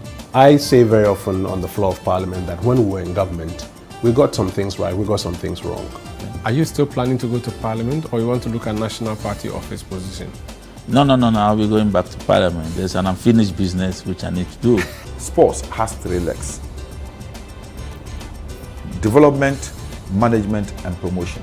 Disintegration is extreme. We do not wish that even on your worst enemy. Every Tuesday at 9 p.m., join Umaru Sanda Amadou on Face to Face as he digs deeper, challenges power, and reveals the stories shaping Ghana's future. Only on Channel One TV. All I wanted is to be part of a real family. I thought you were kind. Akole, I offered you money, got you a hotel for a few nights. That was the best I could do. I wanted little dignity and shelter. I promised I wouldn't speak of that night. I promised I would help around the house. You know, cook, wash, keep quiet, and I met it. You make it sound so simple. It was simple until you made it complicated. Akole pregnant. For you? Ififi. I didn't say she was pregnant for me. All I said was she was pregnant. She said You know who the father of that child is. And we both know what that means. Any problem? No, Your Highness.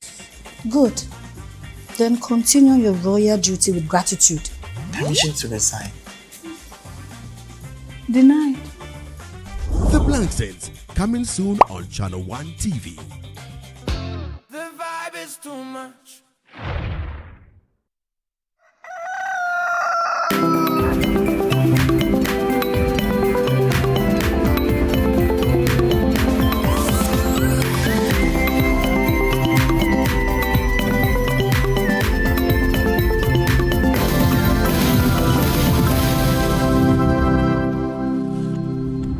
All right, welcome back. It's still Breakfast Daily right here. Right now it's time for us to get into some trends. Trends are all about everything that is happening on social media and what everybody is buzzing about. So what's the first one, Philip?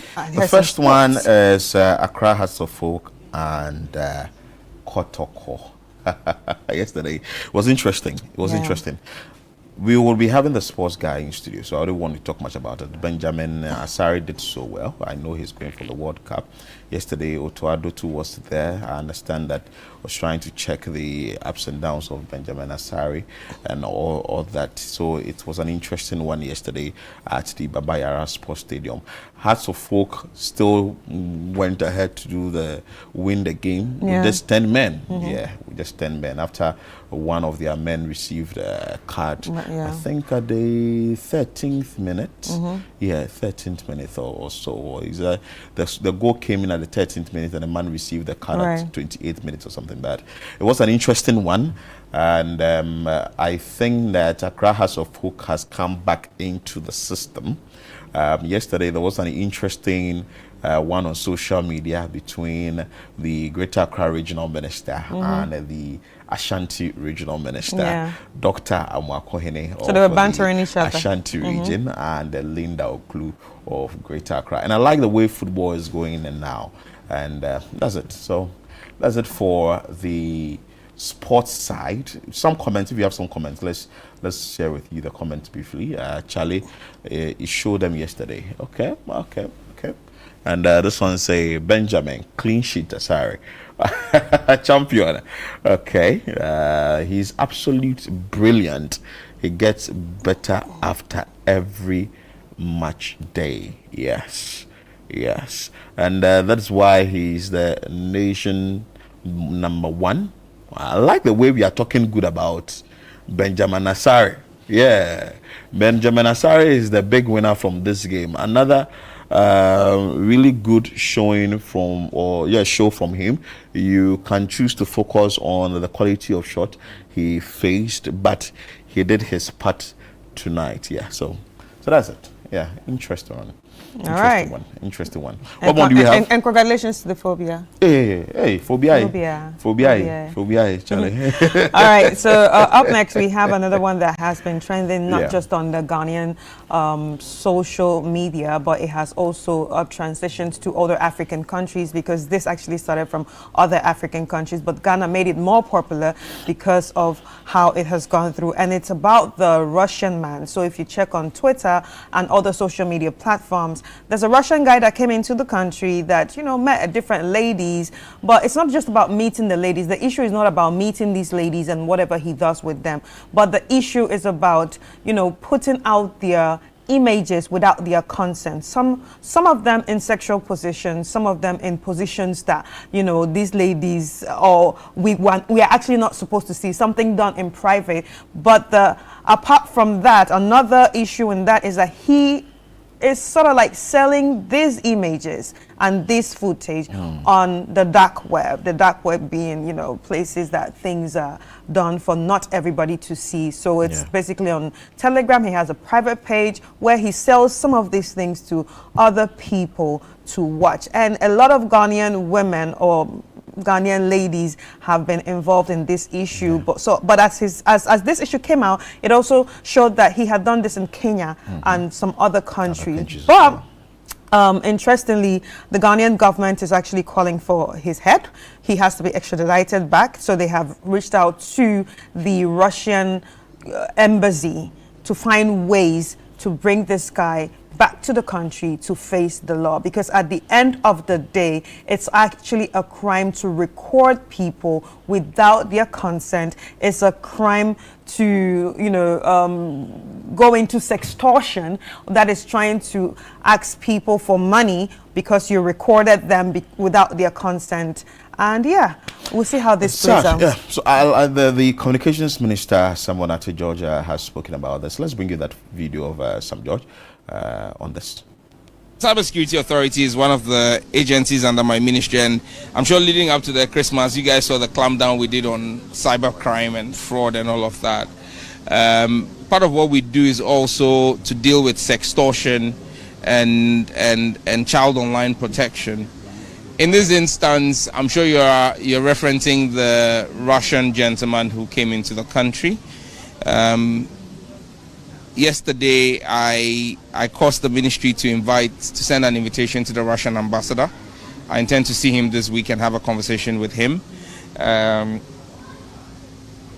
We're taking a very strong view of it. The individuals involved are not minors. None of them is a minor.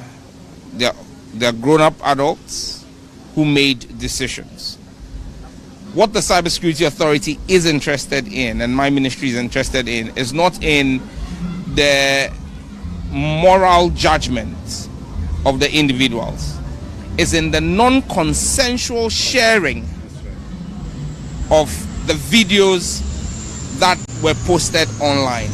That is a crime. It's not a crime to be able to convince a man or a woman to go into your room with you in 6 minutes. That's not a crime by the law. That's a personal decision to make. But it is a crime to record a person without their consent And apart from, and even when you record and keep it on your phone, and the person finds out and reports to us, we will prosecute you and you go to jail. That's the law of the land.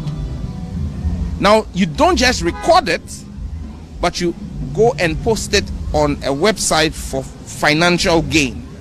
That gentleman will be looked for. We will activate every resource in our disposal, working with Interpol. The way we've worked with Interpol to extradite Ghanaians to other jurisdictions, we will request the Russian authorities, and that's why I've invited a Russian ambassador, to work with our law enforcement. We want the gentleman to come to Ghana, to be brought back to Ghana, extradited to Ghana, for him to face the rigors of our law. Ghanaian citizens, irrespective of their decision making, will be protected by their government. The government of John Dramani Mahama will ensure that every citizen's rights are protected. And you cannot record a citizen without their consent and air that or post that online. That constitutes a crime under the Cyber Crime Offences Act, the Cyber Security Authority Act. All right, so that's it, and you've heard it, and we will all be waiting for the next step. And also, I hope the government sort of like finds ways to help this woman, maybe with counseling and legal support. And I like the fact that the Gender Ministry has also waded into the conversation. I think over the weekend, the Minister Agnes Namo-Moulatte, doctor, also spoke about it, and I'm sure they'll be liaising with the Communications Ministry to see what they can do about this. Yeah, and with this, with the issue of the government jumping into this issue, a lot of people are now calling on the Kenyan government, that's the Kenyans, after seeing what the Ghanaians are doing, are now calling on the Kenyan governments to also come through for your women and also ask that this guy faces the law and find counseling and help for these women, because obviously their faces are already there, that they are trying to explain, nobody wants to listen to them, people are trying to make fun, but this is when they need support. If you know anyone that has been part of this, or the faces out there because of this issue or this man, please take care of them. It's not going to be easy, but you need to support them. This is where they really need you and not need you to bash them. We have comments on this issue. Let's check out some of these comments. I don't see it happening. If he was even still in Ghana, I doubt he would be arrested. Even if he is arrested while in Ghana, the Russian government will speak for him and he's out. Well, let's see how it plays out. We agree with let's see how it plays out. And agreed, the fact that they agreed to go to the man's apartment doesn't warrant him the right to post their activities online without their knowledge and consent. Yes. Extraditing him for what exactly? Well, for breaking the law, and that is, putting out their picture without consent. I know a lot of people don't know this, but it's actually very serious. He came, he saw and conquered. Those ladies were in for the gold and transaction was successful. Well, I don't think that's a fair thing to say, because we actually have everybody out there also looking for gold one way or the other. This is a good move for the Ghanaian authority, but I doubt the request will be granted by the Russian government. If the request is accented to, then it will be great to see the Russian punished. Wow. Very good. This is about cybercrime and invasion of privacy, not moral issues. It is good that Ghana is taking the lead in prosecuting this criminal. All right, anyway. So that's it, and let's see how it plays out. And thank you to the Ghanaian government for jumping on this issue, because it's really a serious issue. Anyway, ladies and gentlemen, that's it for Trends. Let's check out the video of the day.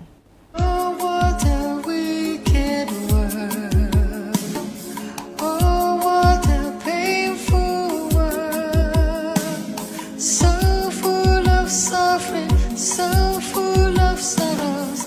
Oh, what a wicked world.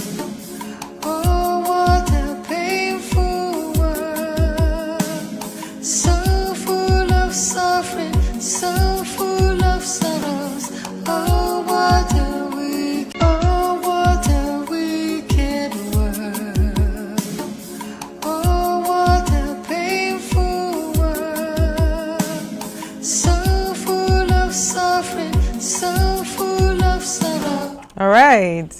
Well, Valentine's Day came, and yeah, I'll a lot give you of the whole people world. actually gave the whole world that we all live in.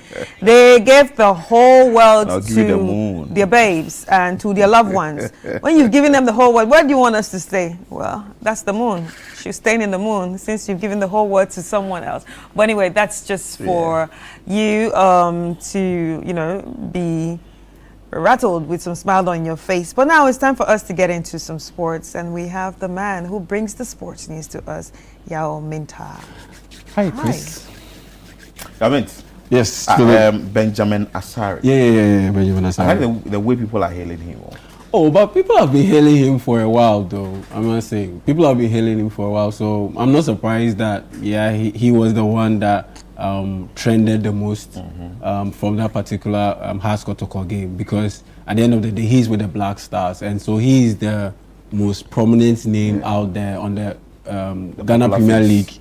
On the Ghana Premier League face, and so I'm not surprised. And the fact that you couple that with Hearts beating Kotoko in Kumasi, and he getting another clean sheet, so he was bound to trend. And so I wasn't surprised that he ended up winning the man of the match, and he was the one. I saw some iron. They give him iron and what? Iron. It was an iron and another electric appliance, because NASCO sponsors the Ghana Premier League, and so as part of the package, the man of the match or the MVP gets to be rewarded with electronic appliances, and it's part of it. And so that's a bit of motivation. I mean, it might not sound much and it does not look as big, but at the end of the day, if let's say there are 34 games in the Ghana Premier League, so if you play 34 games and you end up winning man of the match, let's say 6 times, you get 6 irons, and sometimes in some cases you can sell.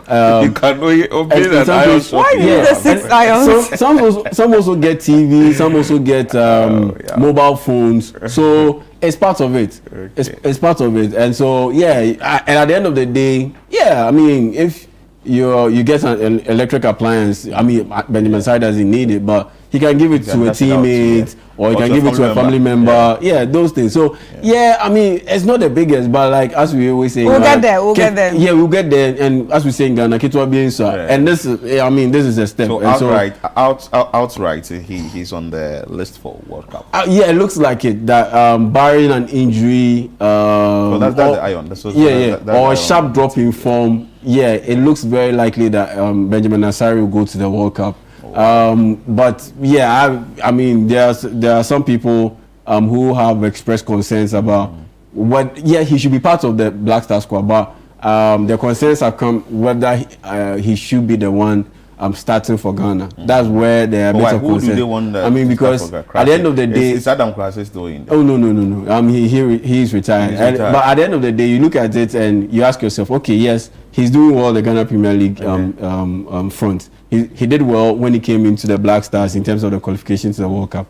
But once we get to the World Cup, so which other is he the one? People are asking. It's just like Otoado thing. He's qualified us to the World Cup, but once we've qualified to the World Cup, there are questions.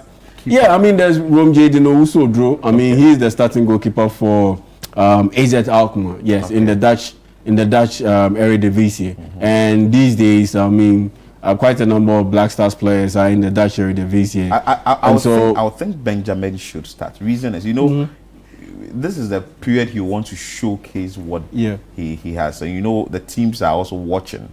That's for sure. I mean, that's for sure. It's on the world stage. But the thing is, look, at the end of the day, we are hungry to show what we have. It's true, but it's all about the quality, because you look at this game, for instance, the quality of shots that he faced, like normal shots. Really? And there weren't any major shots or major chances created. So for instance, England, which player will you say that can give him a very hefty England, shot? Practically the entire team can give him issues. I mean, especially when it comes to the front line, because we are playing against England. England can line up, for instance, with their front line. They can have Bukayo Saka on the right side, Harry Kane through the middle, and then either Marcus Rashford or Anthony Gordon on the left side.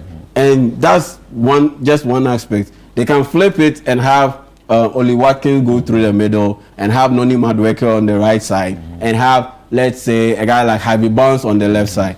So it's huge. No, mind you, they can have Cole Palmer also in there, playing for Chelsea, who plays for Chelsea also in there. So it's about the quality that we are going to face. That's why I'm in that camp. That's why I always hesitate saying that, oh, okay, yeah, Benjamin Asare should be our starting goalkeeper. I honestly believe that he's done more than enough to be part of the Black Stars squad. He should be part of the Black Stars World Cup squad.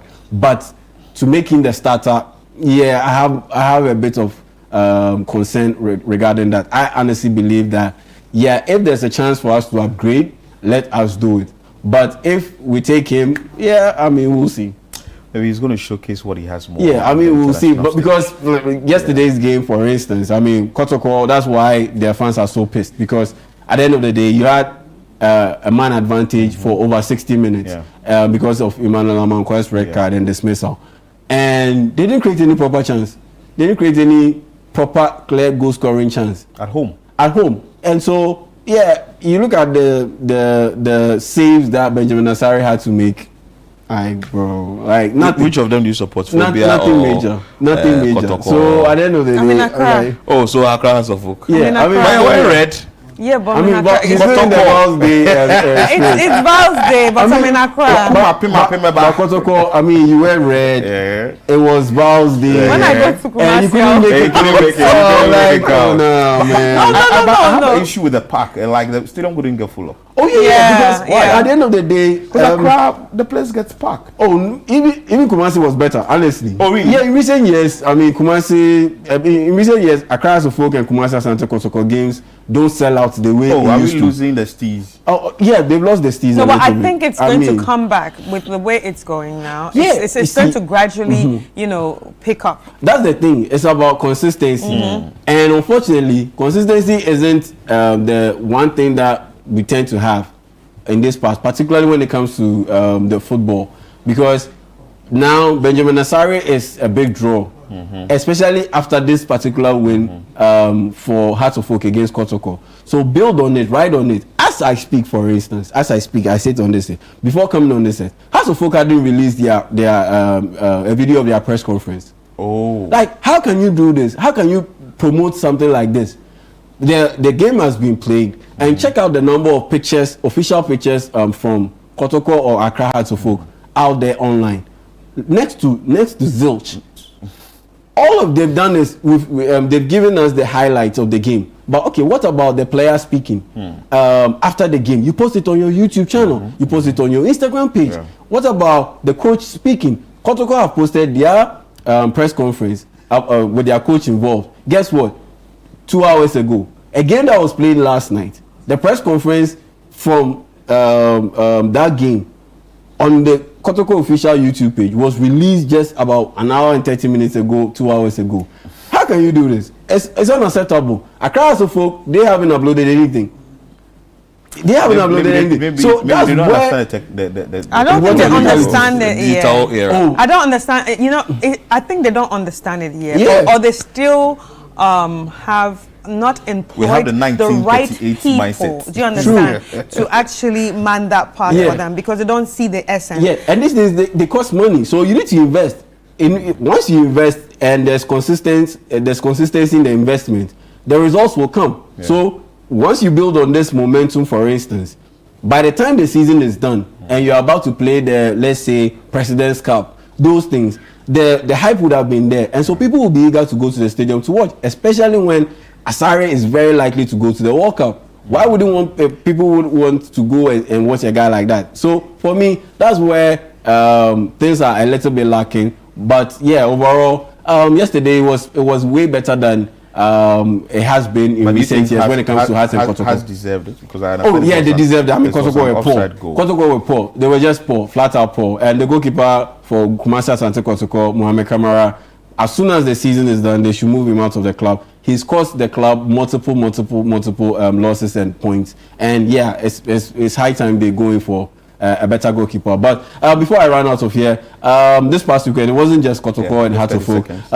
There was also FA Cup games in England, and so you had the likes of Leeds United win their game and qualify. Chelsea won their game and qualify. Liverpool won their game and qualified. And Arsenal, yeah, they ended up beating Wigan Athletic by 4-0 to also progress to the 5th round in that particular competition. And so what that means is that Arsenal, they are competing on 4 fronts, and they are likely to win a couple of trophies. So we'll see how that goes. And before I run out, yes, there was the NBA All-Star Weekend. A lot of activities took place: the 3-point shooting contest, the dunk contest, and the All-Star game itself. And that's what you're seeing on your shot. And so, yeah, that's the wrap on Thank you sports. so much. Always a pleasure having you to discuss sports. I am Philip Nielate. And my name is Chris Carter. Thank you for joining us. And that's for joining us in the morning. Thank you. See you.